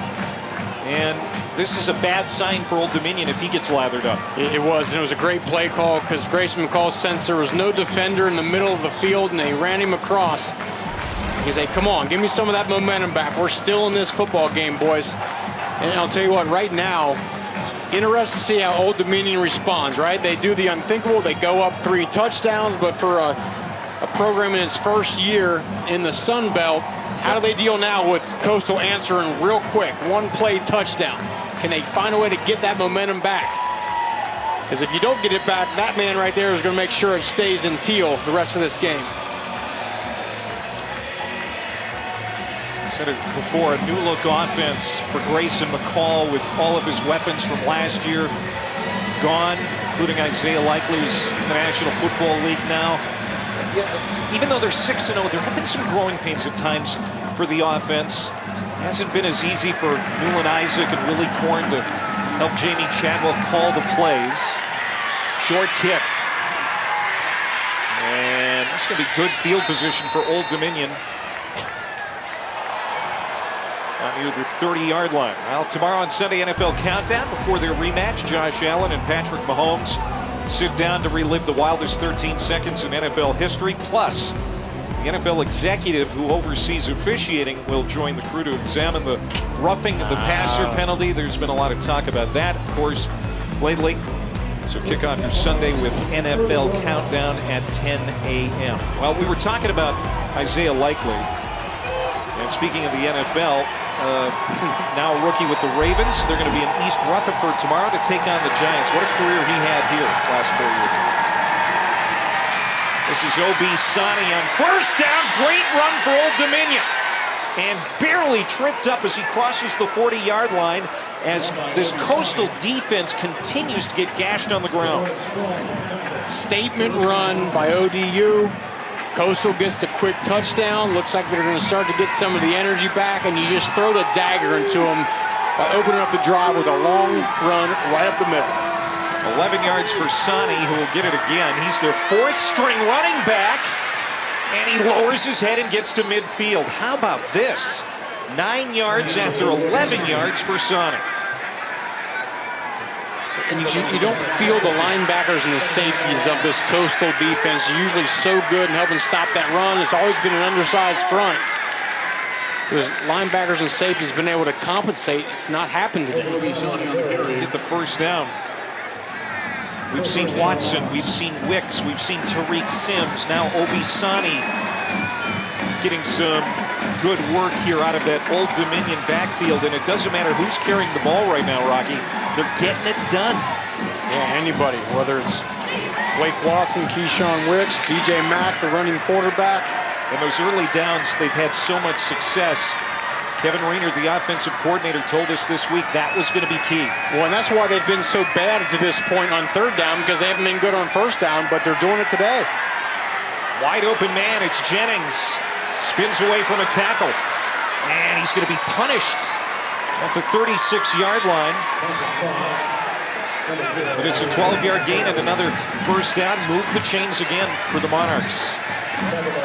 And I'm shocked at how good even the pass game has been without Zach Kuntz in the game, because he takes so much attention. Usually a guy you got to double. It's opened things up for Ali Jennings, but I think it's been Javon Harvey in his big game that's really kept the attention, not having to focus all the time on Ali Jennings. DJ Mack, already a long touchdown run coming in the Wildcat. You can't call it the Wildcat because he's the backup quarterback, but it's kind of how it functions with him in the game. Here he goes, DJ Mack. He is going to be hog-tied and whistled down at the 36-yard line. A flag comes in at the tail end of that play. We'll see if this was a face mask or what it was. Coastal thinks it's holding. Holding, offense number 67. 10-yard penalty from the previous spot. Replay first down. Left guard, Maryland transfer Tyron Hunt with the hold. And that's huge, because we just got done talking about how great they've been on first down, and now you get a penalty to make it 1st and 20, which really starts to limit your ability to run the ball, which is what they've done so well today. 6 penalties, 65 yards. I'll give Ricky Ronnie a little indigestion. I don't expect them to go away from it, though. They've been running the ball so well, they're going to keep it up. So 1st and 20. From the 46-yard line, Tariq Sims in the backfield with Hayden Wolf, who's back in. Wolf looking right, staring that way. Now cocks his arm, fires deep, and it's incomplete. 2 men defending for Coastal Carolina, able to keep it away from the receiver. I think it was Manny Stokes who got a hand on it. And it'll be a 2nd down. It's a good job by Stokes. And I like the call there. Putting up a shot, a little double move. But Stokes wasn't fooled at all. He didn't stutter, and he was able to make a play on that football. Excellent coverage.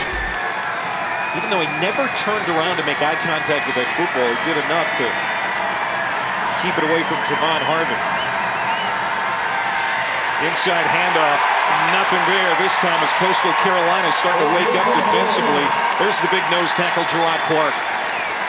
The only thing I wonder, and again, Hayden Wolf is not a proficient runner. You wonder if he's got to keep the ball here once or twice on that zone read just so the defense has to respect it, because they're really able to just now focus on that dive. The 3rd down, you got to know where Jennings is. He's at the top of the screen. Old Dominion has converted just twice today on 3rd down. Wolf getting heated up, steps away from pressure, throws it downfield, and there's Jennings. You called it, Rocky. Found his safety blanket, Ali Jennings, and that's a 1st down for Old Dominion. But the play was made by Hayden Wolf. He got some pressure on him, but he never took his eyes off it downfield. Able to just extend a little bit, just enough for the defense to lose Ali Jennings. If you're going to lose track of one guy at camp, you look at right in the, almost in the middle of 4 defenders. He finds a little pocket, and that's just a smart, heady play by Jennings, knowing where the space is, sitting down in it, and the quarterback knowing where to go with the ball. Now DJ Mack back in for Wolf. Hey, a little pop pass, man open, and it's Isaiah Spencer. Oh my! Little Tim Tebow action there, as DJ Mack has really made an impact on this game. Old Dominion scores again. And that's the second score where it's been really a run-pass option. The defense respects the run of Mack so much, they come flying up, but he has the option to throw it, and he just pops it over their heads, and no one is home. What a great play call by Kevin Riener, the offensive coordinator. And I thought it was going to be a tough day for Riener. He's without Zach Kuntz, his star tight end, without Jordan Bly, their number 2 wide receiver, and he has found ways to get this team into the end zone. 35-14 Monarchs. And they get caught behind the sticks, and they still find a way to answer. But look at that, he really dives down in there, sells that fake, and all the teal jerseys come right into his lap and just throws it right over their head. I mean, just a perfect play call at the perfect time by Kevin Riener. And it's, I mean, it was 1st and 20. They get behind the sticks, and oh my God, they're not going to be able to make it, and they just put a couple plays together. They find Ali Jennings wide open. And I got to tell you, partner, and you know this, I'll be full disclosure, coming in this week, I didn't really have a ton of faith in Hayden Wolff, right? I thought he was good, but I thought he's come out today. He's been super impressive with how he's thrown the football, been impressed with his poise in the pocket. He's done a great job. Offensive coordinator Kevin Riener saying Wolff prepares like a pro. And of course, Ricky Ronnie, the head coach, is also the quarterback coach. And nothing but great things to say about Wolff, who's just a sophomore. That's, you know, a drive where Mack gets the credit for the touchdown pass, but Wolff looked really good on that series, especially stepping up under pressure to keep that drive alive on that completion to Jennings. Now we'll see if Coastal Carolina can get something going again offensively. Stop short of the 25-yard line. There's Matthew McDoom. All right, the Sun Belt preseason poll, very interesting. You had App State, the defending champs in the Sun Belt East, picked first. Coastal Carolina picked second. No surprise there, but App State has underperformed. Look at James Madison and Old Dominion, picked 6th and 7th in the Sun Belt East. No one's beat them yet. And yeah, maybe playing some of the best football in this entire conference. It's really been a wild year, and I think it really speaks to the depth of this conference. Just how, I mean, any given week, any given Sun Belt team can find their way to victory. And right now, Old Dominion certainly doing a great job. Grayson McCall, big numbers today, 22 of 24, just 2 incompletions, 287 and 2 touchdowns. But his team is down big, looking for some magic. Nobody home downfield, and he sails it away.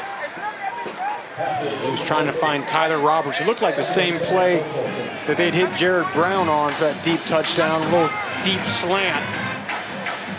Couldn't get the ball to him.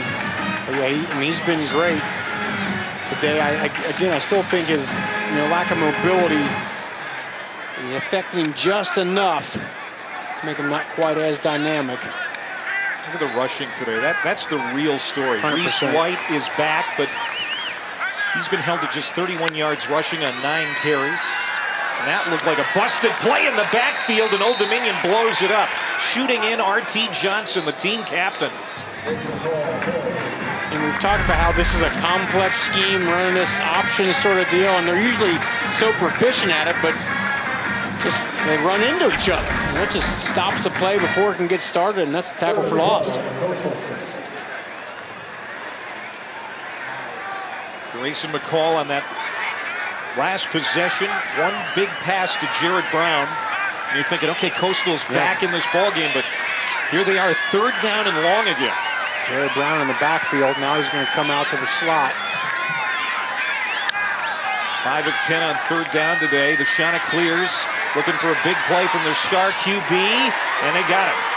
That's going to keep the drive alive. Coastal stays on the field. That completion gets him out over the 40-yard line to the 41, a gain of 21 as Duplessis makes the catch. Can't tell you how impressive this was by Grayson McCall. He's looking for Jared Brown all day long. He's covered up, so boom, quickly comes to his next option and picks up the first down. That's just great football. Not just honing in on one guy, and if he ain't open, the play's dead. It's never dead when McCall's at the helm. Old Dominion with a comfortable lead. But when you've got Grayson McCall as the trigger man for Coastal, maybe the lead is never big enough. We go to the fourth quarter in Conway.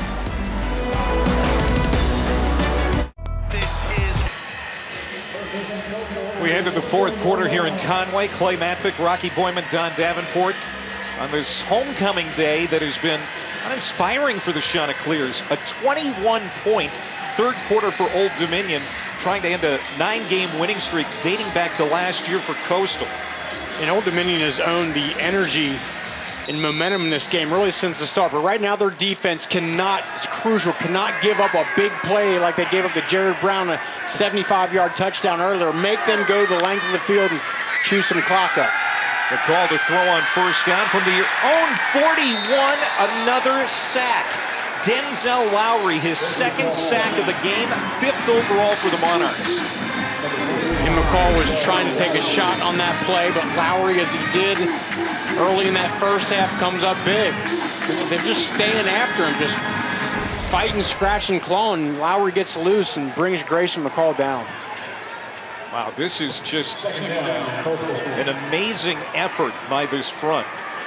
About 7 sacks today. 9 tackles for loss for ODU. There's a lot of negative plays for Coastal they're not used to having. A false start. And that's going to back the Chanticleers up. Offense 15. False start. 5-yard penalty. Remain second down.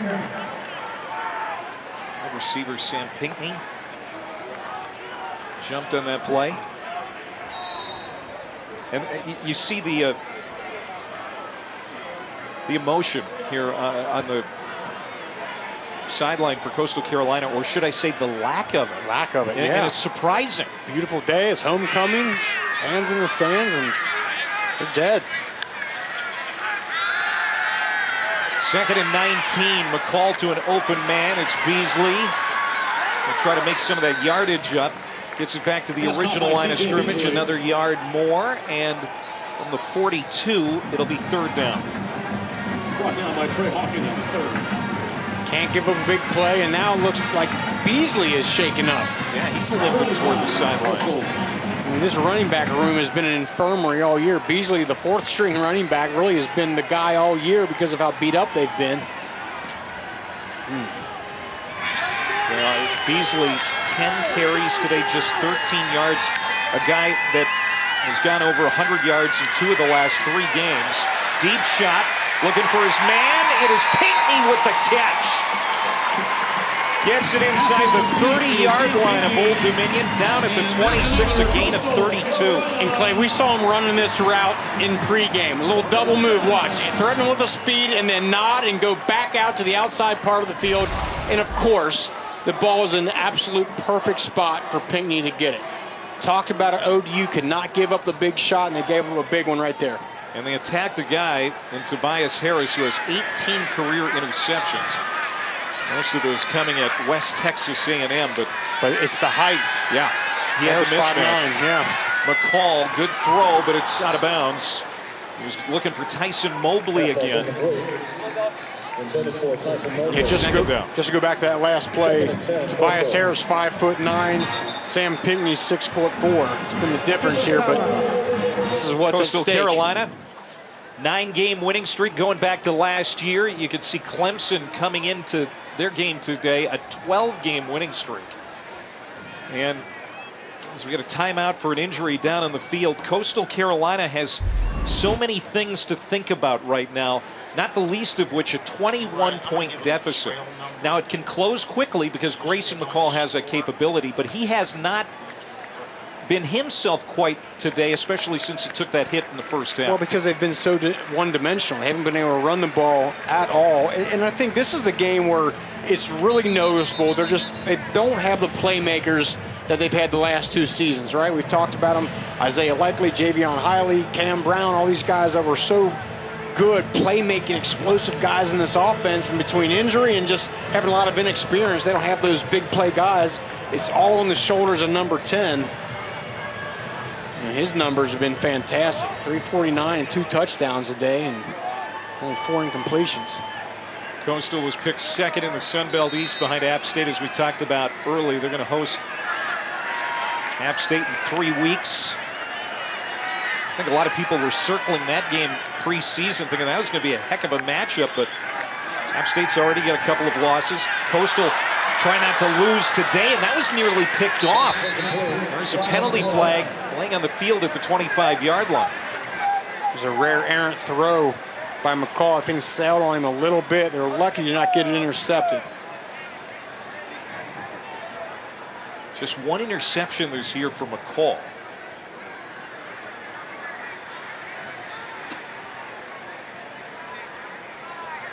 Personal foul, hands to the face, defense, number 45. Half the distance to the goal, and automatic first down. Well, Denzel Lowry has had a really good day on balance. A couple of sacks, but he got his hands up on that play. Takes the penalty, and now Coastal deep in the red zone at the 14-yard line.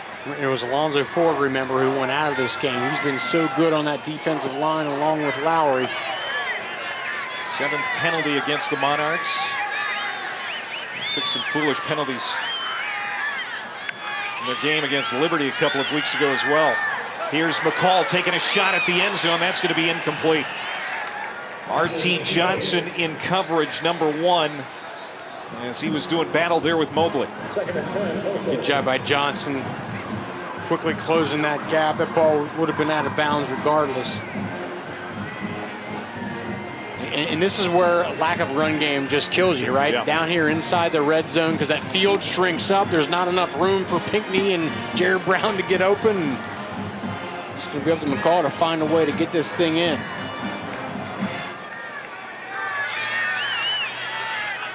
Their leading rusher, Reese White, has 31 yards rushing. They stay away from the run. Throwing here, McCall, or trying to. He's being chased. He's going to be sacked again.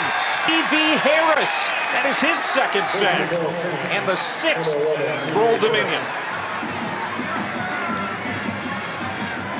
And what a detrimental play for Coastal as they're knocking on the door here. And McCall just holding the ball. There's nowhere to go with it.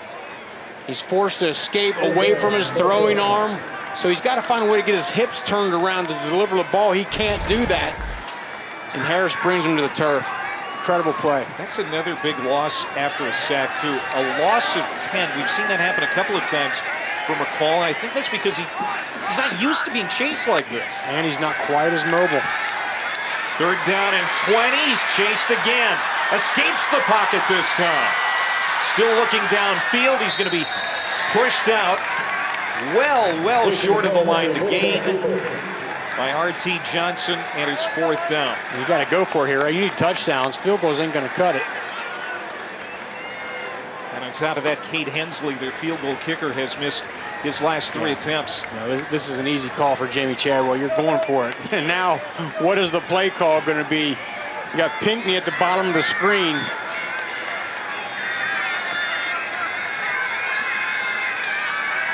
Right now, there's no one on him. Jared Brown, 2nd receiver from the top. Old Dominion rushes 4. McCall unleashes for Pinckney. Got it off his right hand, but that's it. Can't haul it in. Trey Hawkins, great coverage again, and another penalty flag. This one in the backfield.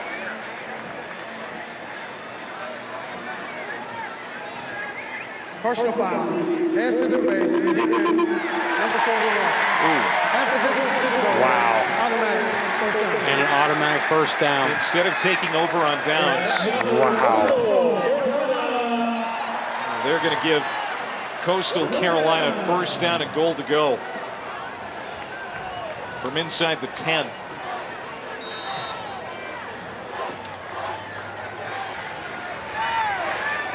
Grayson McCall getting his hands washed up, and knows he got a huge break right there. Getting a new set of downs. Old Dominion, this was a big problem 2 weeks ago against Liberty. They took 14 penalties for 120 yards. That's their 8th. 88 yards against today. McCall shoots to the end zone again. This time he connects. Was he in bounds? You bet. Touchdown. Tyler Roberts, his second touchdown catch of the year. Tyler Roberts has stepped up, and what a swing of events. ODU's going to get the ball on the 20-yard line. Instead, it's the penalty and then a quick touchdown.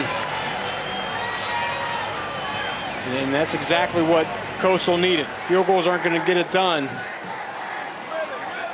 Grayson McCall just fighting, scratching, clawing. You see he's exhausted after that drive, but he got it done. 17th touchdown pass of the year for McCall. You can't give that guy extra chances. Nope, can't do it. And Hensley bangs home the extra point as Coastal pulls back to within 14. 11 plays, 77 yards in 5:22. Roberts, his second touchdown of the year. They can thank ODU for taking a penalty on that one. RPM. Coastal Carolina, the 6-0 record, down 14 now after they score for the second time here in the second half, after being down 21 points for the first time since 2019. Yeah, it's not a position Coastal's used to being in. But right now, I mean, Old Dominion, the story of this game has been their ability to run the ball, right? 196 rush yards after averaging just 71 coming into the game. Now, partner, you best believe is where they would love to have a long, long drive. Chew some clock. It's like ODU expecting maybe an onside here.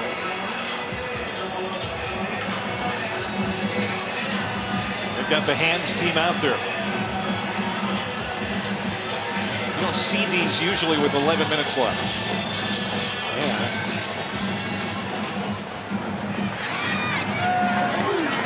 Instead, it will be kicked deep by Liam Gray and through the end zone. And Grayson McCall and company on the sideline after that touchdown. Pull within 14. Coming up later today over on ABC, number 8 Oklahoma State taking on number 13 TCU. It's coming your way shortly, 3:30 Eastern. Later tonight, Saturday night game presented by Capital One, Clemson and Florida State at 7:30 Eastern. We were talking about that Big 12 game and the quarterback matchup, Spencer Sanders and Max Duggan. Two great ones going at it today. That's a lot of offensive production between Sanders and Duggan. Hayden Wolf and Old Dominion would like a long, sustained drive here if they can help it. That's a good start. A powerful run by Blake Watson, who's been outstanding. It's his 13th carry today, up over 130 yards rushing. And what a way to start a drive, right? Getting 8 yards on first down, which is something they have not been able to do much of this season. Way to start it off. As you might expect, they're going to take a lot of time before they snap. Use as much play clock as they can. Run it again. Watson gets away from a touch in the backfield, and he gets loose. Blake Watson, another big play. Gets a block downfield. Touchdown. Blake Watson has the hat trick. 67 yards to the house. Oh my, this Coastal defense really struggling today. Timeout. Official. I mean, this is as bad as I've seen Coastal play defensively ever. I mean, these linebackers usually make so many plays for them. Trey Pinckney, JT Killen, and they're just getting caught up in the trash. Watch 21 and 39. Just get caught up on blocks, not able to shed and get by. and get to the runner. It's been that play. It's been right off that left side of the offense. They've had a ton of success. And the only thing that wasn't great about that is it didn't waste any time off the clock. Guys, this is a defense whose nickname and their mantra is knock the holy crap out of the ball carrier, too. I mean, this is uncharacteristic. It's been uncharacteristic from this Coastal defense on the sideline this entire game. I haven't seen the swagger. I haven't seen the energy. You're not seeing the confidence that we're accustomed to seeing out of this Coastal defense. You know, I talked to Coach Ronnie at half and said, you know, how have you been able to run the football so well coming in? He said, you know what, we put in some different formations. We put in some different looks, different angles, and it's just worked. It really has. You're right, Dawn. And, you know, getting Martin Woodsma, you know, basically an extra offensive lineman in there at that tight end location has really helped them out. But you're right. This is a team, a defense that's usually so full of personalities and swagger and confidence, and they just have not seen it today. Jamar Brown, to add insult to injury, is being helped off toward the Coastal sideline. He's their leader in tackles for loss and sacks. Big part of what they do. And now Old Dominion back to a 3-score lead. Coastal Carolina allowed 28 plays of 20-plus yards coming into the day. They have allowed 9 today. 6 have resulted in touchdowns. Yeah, I mean, they've done everything in the run game. It's been the short runs kind of chipping away, but then getting the explosive ones as well. I am just shocked at the linebacking core and the safety unit for Coastal just has not been there today.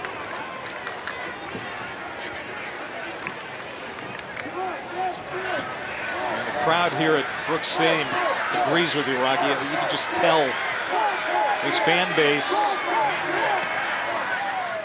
can't believe what they're seeing. And I know this team, as Don talked about, burned the burdens at practice this week, but this looks like a team that has a lot of burden on its shoulders right now. They certainly do, back down 21 as Old Dominion is running all over the shots today.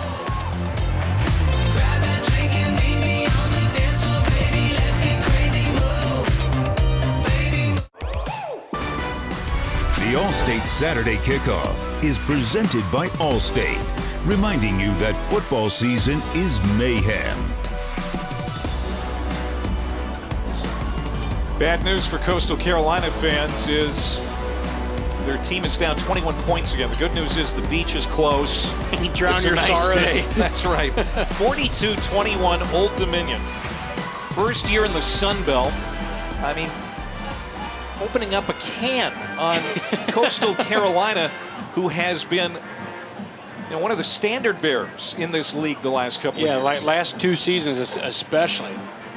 And they've done it on the ground, which continues to flummox me because they average 71 yards rushing. Would not have guessed it again, especially once we found out Zach Kuntz wasn't going to play, who I thought was a real key to their run game that wasn't great coming in.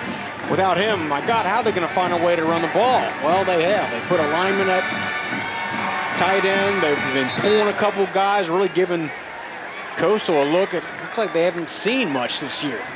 And a real tip of the hat to the ODU defense. I think they've set up the offense for success by their play. They've got to Grayson McCall a ton today. Just rattling his cage. 6 times he's been sacked. He's ready to come back out on the field, down 21 points with just over 10 minutes to go. And they're going to start at the 25-yard line. UFC Fight Night tonight from the Apex in Las Vegas. Our women's flyweight main event.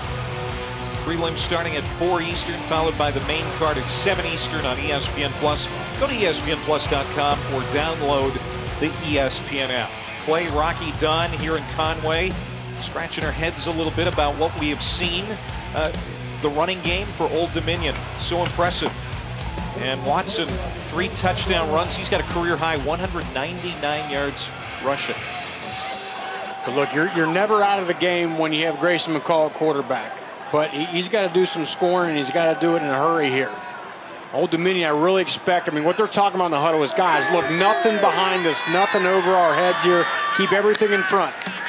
Low snap. McCall comes up, throwing to Pinckney, in and out of his hands, and broken up, I think, by Trey Hawkins there. I think he got just enough of it to knock it away.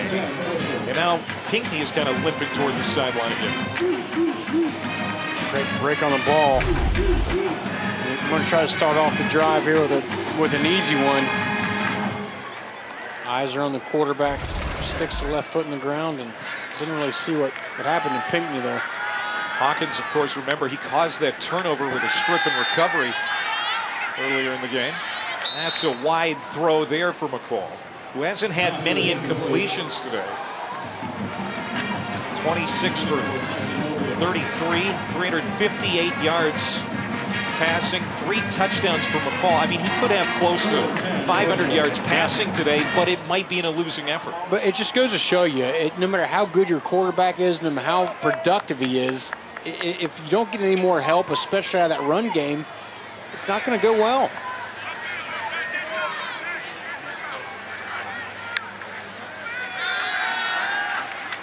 McCall, plenty of time to throw, but nothing downfield. How about this ODU secondary? And now McCall will just waft it away. Boy, the back half of the Monarchs defense deserves some credit too. 100% on that play there, because McCall was looking for one thing and one thing only. That was a deep shot, trying to buy time for someone to get open, and they couldn't. We have a penalty flag on the field. There is no foul for ineligible player downfield. The quarterback was outside the tackle box and threw the ball away legally. 4th down. So it's 4th down. Coastal's been bailed out a couple of times today with ODU penalties. I think the fans were hoping for that again. That's not going to be the case. And Evan Crenshaw is going to come out to punt. And this will be the first time that Crenshaw has had to punt, which you would think would speak well for the Coastal Carolina offense today, but that really hasn't been the case. They just have had turnovers and drives dry up in plus territory. Isaiah Page calls for the fair catch, and Old Dominion, with under 10 minutes to go, leading by 3 touchdowns. We'll get it back.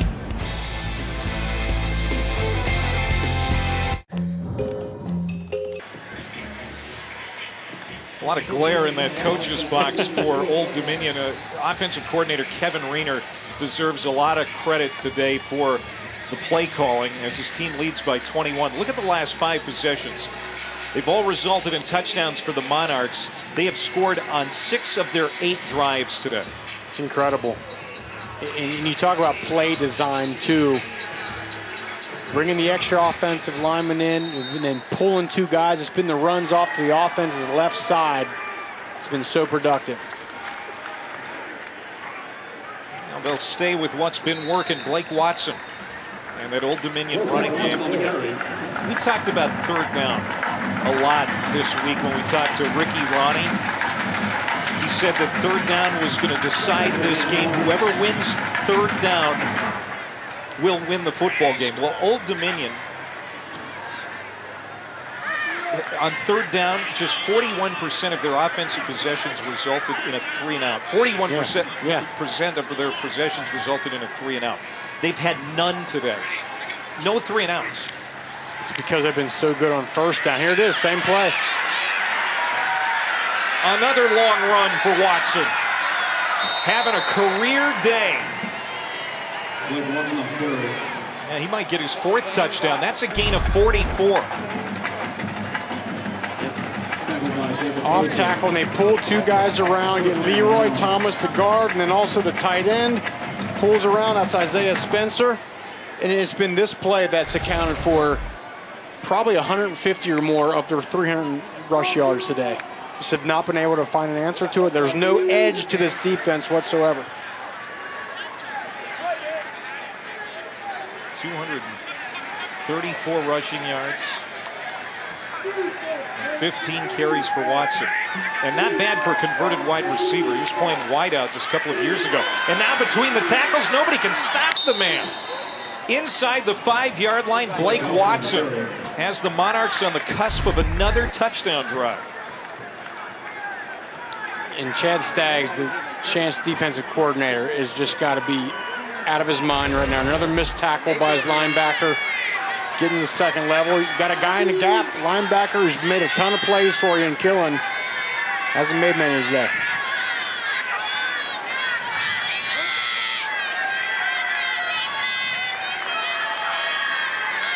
The Monarchs just wanted to burn some clock, but they're going to score quickly again unless Coastal can buckle down. Watson picking his way, and he's going to be marked just short of the goal line.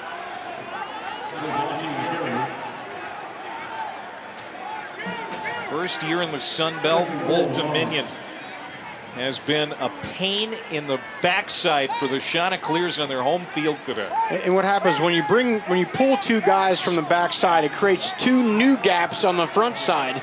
And you got to have guys in those gaps, and they haven't been able to do it. And they've run that play, what, 6, 8, 10 times today, and just have not found a way to stop it.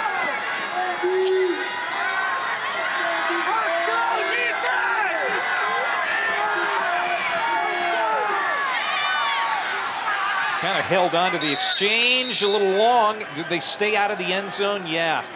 They held them out. So it's going to be third down. Ricky Ronnie. He's from the Bill Snyder family tree. Had his coaching start at K-State under Coach Snyder, then worked for James Franklin for a lot of years. You know, they went to a bowl game last year, but they can get this done. This could be one of the biggest wins in his young career. Certainly in Ricky Ronnie's career, yeah. Obviously the upset at the beginning of the season of VTech. DJ Mack back in at quarterback. He's not going to get in. And so now fourth down. As Jaquan Griffin was able to stop big number 8. I was impressed by Ricky Ronnie when we talked to him this week. Absolutely. Very easygoing, very smart man. K-State, Vanderbilt, Penn State before getting his first head coaching opportunity. And remember, he gets the job here, and they don't play there for his first year, right? In 2020, they canceled the season because of COVID, had to wait.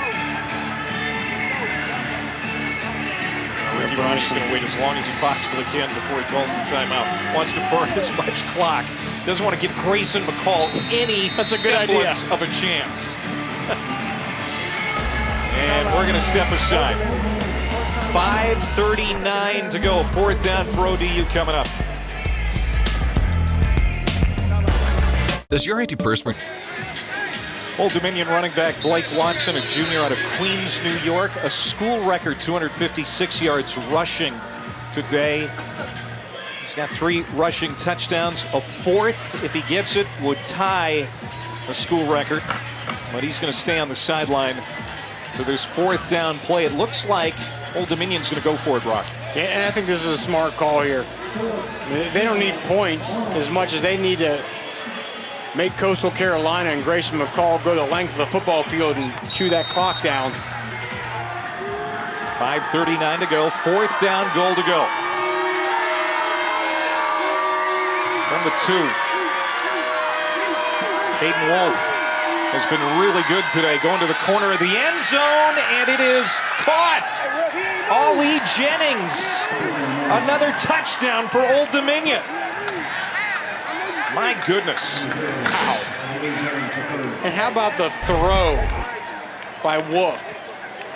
And again, another great play design by Kevin Reiner. They motion him across, gets set up, and there's just a lot of room in the back part of that end zone, and there's no one better, certainly in the Sun Belt, when that ball's in the air, coming down with it, than Ollie Jennings. Great at the contested catch. We saw it right there. 7th touchdown catch for Jennings this year.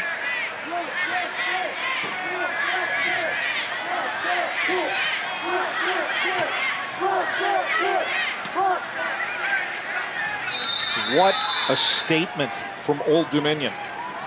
Said at times they've been a little inconsistent this year. They have found their best self today, and they brought it on the road to Coastal Carolina. It's now 49-21 with 5.5 to go. Time now for the AT&T 5G best moment. This is one of the plays that kind of feels like put it away here for the Monarchs. Yeah, we've seen this running play multiple times today. pulling 2 guys from the backside, creating 2 new gaps on the front side, and no one wearing teal, Clay, has been in those gaps. And, you know, one of the things about calling plays is if the defense isn't stopping it, keep calling it until they do. Don't have to get cute. Don't have to have a ton of variety. If something's working, stay with it. That run game's been working, and they've ridden it all day long. And look at this place was packed. Yeah. It was homecoming, and there's not a lot of teal in those stands anymore. Well, they're going to stop having homecomings here Really? at Coastal Carolina. Their last loss last November to Georgia State was also on homecoming. Look at that, Blake Watson.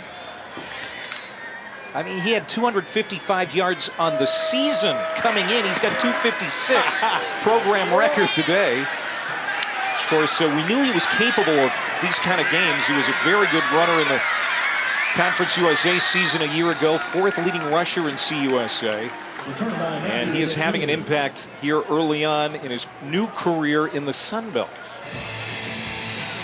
An AFC West showdown coming up week 6, Monday Night Football. Russell Wilson going head-to-head against Justin Herbert. The Broncos and the Chargers, 8 Eastern on ESPN. Coverage begins with Monday Night Countdown at 6. Clay Matvick, Rocky Boyman, Don Davenport, Coastal Carolina. You're going to see their 9-game winning streak come to an end. Going to lose for the first time in Sun Belt play. Big numbers for Grayson McCall.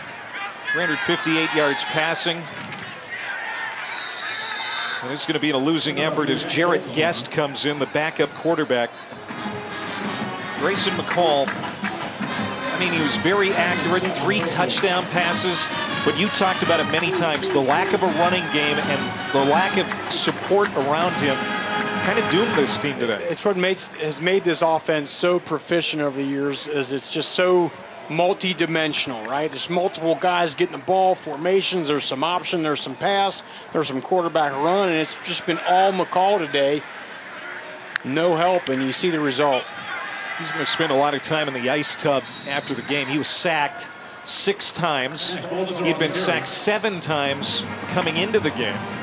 Gets hit and hit hard throughout this contest. He was nicked up, and that probably limited his mobility today. I think that really was an under-talked about part of it, is just that, you know, his inability, you can see the frustration on his face. You know, when things get down here, he can create with his legs and just wasn't able to do it quite as effectively today.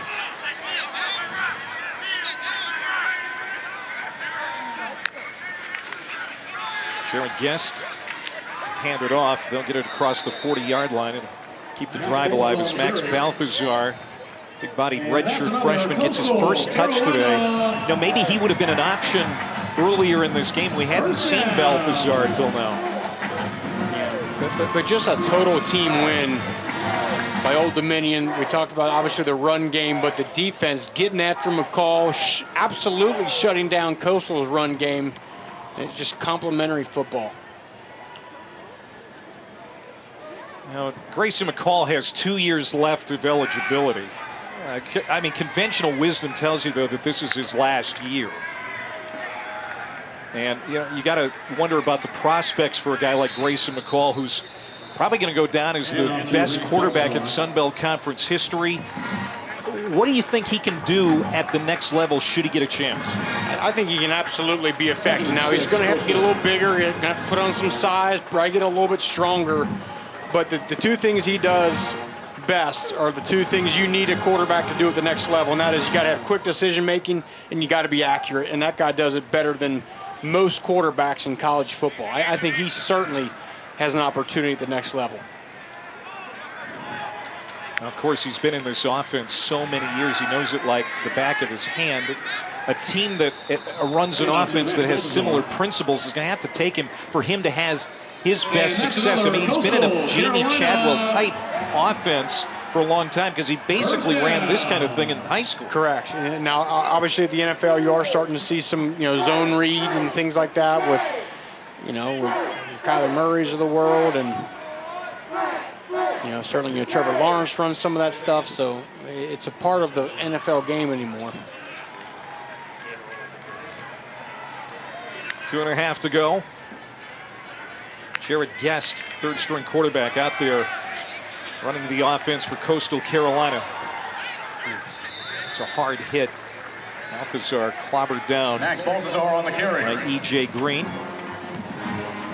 There's Mr. Watson. Blake Watson, 3 touchdowns and a school record 256 rushing yards today. And I know our own Kirk Herbstreit does his top performers of the week, and I think Blake Watson's got to be on that list this week, right? With that production, 256 out of nowhere. His brother Brad was an outstanding cornerback at Wake Forest about 5 years ago. Got a look from the NFL. Wasn't able to make a career out of it, but an athletic family. Blake Watson came to Old Dominion as a wide receiver, and they knew he had the ability to be a between the tackles explosive running back. Had his best day today on the road at Coastal Carolina. Very tough place to win. And I love what Kevin Reinert told us about him this week. He says he's kind of a goofball, right? Kind of a, you know, like a funny, joking kind of guy until that helmet goes on right in between the lines, and he gets real serious, and he had a real productive day today. Called him Mr. Jekyll and Mr. Hyde. That's Like, right. Not your average type A, crazy looking eye kind of running back, right? But you That's put right. that ball in his hand, watch out now. On the pitch, getting off to the edge, there's Elijah Hopkins, converted defensive back, who's in the Coastal backfield now. He'll gain 9. Clock stops with 90 seconds to go. You look at the schedule for Coastal Carolina too now, guys. And, you know, they came into this game 6-0. The easiest part of their schedule is behind them. It gets decidedly tougher after the bye week next week. It does, but I think that bye week falls on the absolute perfect time because they got some soul searching to do, right? Both offensively and defensively. Defensively, we really got to find ways to shore up that unit. So they'll have the opportunity. They'll have a couple weeks to do just that. Now Jared Guest gets a feel of what Grayson McCall had to deal with all day. And Denzel Lowry, another sack for Old Dominion. That's his 3rd today. All right, so here's how it looks for Coastal Carolina the rest of the way. The newcomer to the Sun Belt as well. App State is on the docket next. Then App State, Southern Miss. They have a non-conference game at Virginia. And then they close out at James Madison, who is number 25 in the country this week. Amazing. Yeah, you look at that JMU game before the season, you're like, okay, that's a way to end the season on a positive note. That's going to be a tough one. Guest hit as he throws, and that lands incomplete, and it's 4th down. I think the other thing that's going to happen on this bye week, maybe it gives extra time for Reese White to get a little more healthy. Maybe give some time for Braden Bennett, their other running back, because that's what needs to happen. They got to find a way to get that run game going. This entire complex offense depends on it. It just has not been present today. I think that's the key. Braden Bennett is the key man on that injured list. Bennett, Bedgood, and Hope. And Bennett dealing with that arm. Could be back in a couple weeks, they think. 4th down and 4. And they'll keep the drive going here. With 42 seconds to go. That was Duplessis on that catch. How about Old Dominion? I'm going to go to 2-0 in the Sun Belt. Not a bad start as newcomers to the Sun Belt Conference. And Ricky Ronnie has to feel good about this one. Gas sets up for the end zone, and that is caught, but it's incomplete because he was out of bounds. Duplessis was run out of the back of the end zone by the coverage of Robert Kennedy. Good job by Kennedy here. Forcing him out of bounds. I mean, I talked about during the course of this game, but with the speed and athleticism of this Old Dominion defense really popped off the field today. So now Old Dominion can take a knee and, 2nd down and 10. Guest will pump. He's chased. And he's going to step out of bounds inside the 10.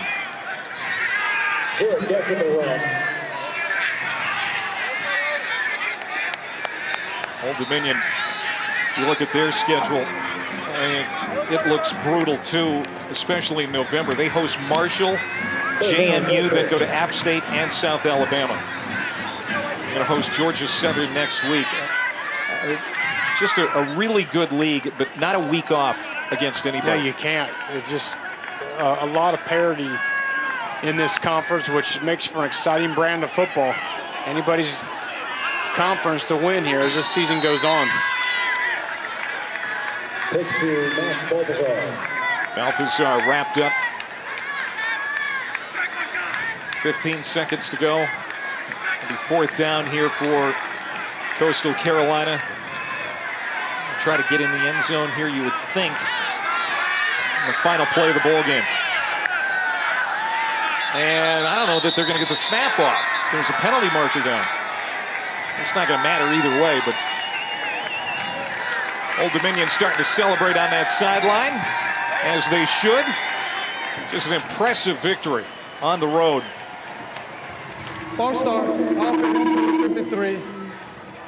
The penalty by rule requires a 10-second subtraction. The game is over. Kind of a fitting way for this one to end, a thud, you know, for Coastal Carolina. Just befuddled at the end there. And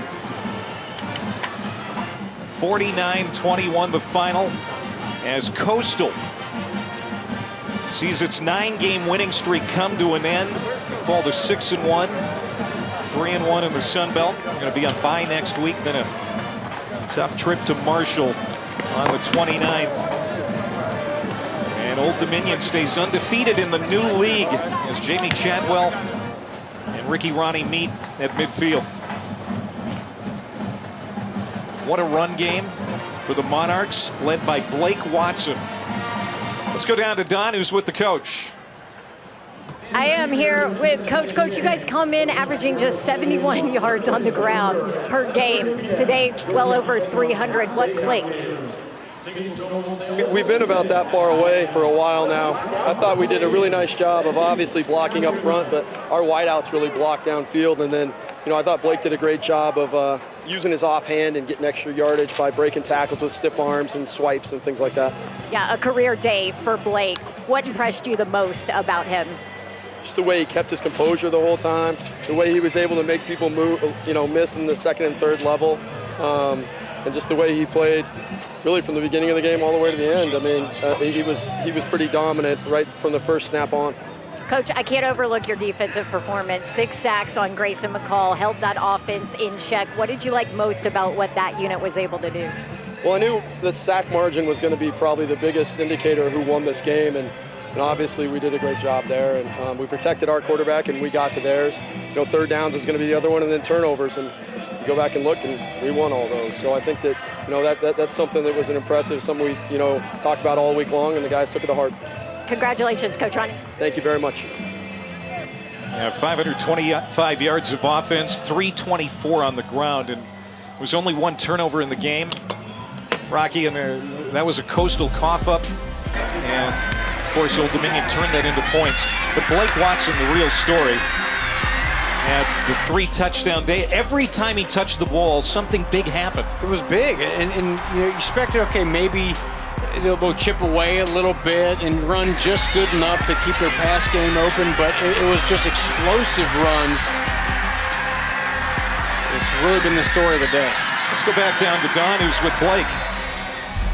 Hey guys, yeah, I am with Blake Watson right now. A career day for you, 256 yards, 3 touchdowns. When you hear that, what are you feeling? I feel great. I feel blessed. I'm so happy to have my teammates with me, my O-line, my tight ends, Hayden. Everybody played great today, and I'm just so blessed and so happy. You guys come in ranked last in the country in rush yards per game. What was the difference today? I mean, just keep on grinding, going 1-0. Like Coach Ronnie says, we just went up 1-0 today, and we got the job done. On the other side of the ball, your defense also did their job so that this wasn't a shootout. What did you like about that unit's performance? I mean, our defense is great. Coach Seiler, he does a great job with our defense, our defensive coordinator. All the boys on defense, they tightened up today, and we did a great job. Congratulations on a career day. Enjoy. Thank you. Thank you. Thanks, Don. Great job down there. You know, I would argue that Virginia Tech win was great, but for Ricky Ronnie, I think this win is bigger. It's a conference game. It's at Coastal Carolina, and the way they won. Right, first year in the Sun Belt, take down the standard bearer in the Sun Belt the last couple of seasons and do it in emphatic fashion here. Great job by ODU. 42-21 the final. Old Dominion stays undefeated in the Sun Belt. They go to 500 at 3-3. Coastal Carolina suffers its first loss since November of last year. Coming up later on ESPNU, Tulane and South Florida. But now stay tuned for College Football 150, the greatest. For Don Davenport and Rocky Boyman, our producer Eric Posman, Dan McVanner, director, and our entire crew on Playmatic, so long from Conway.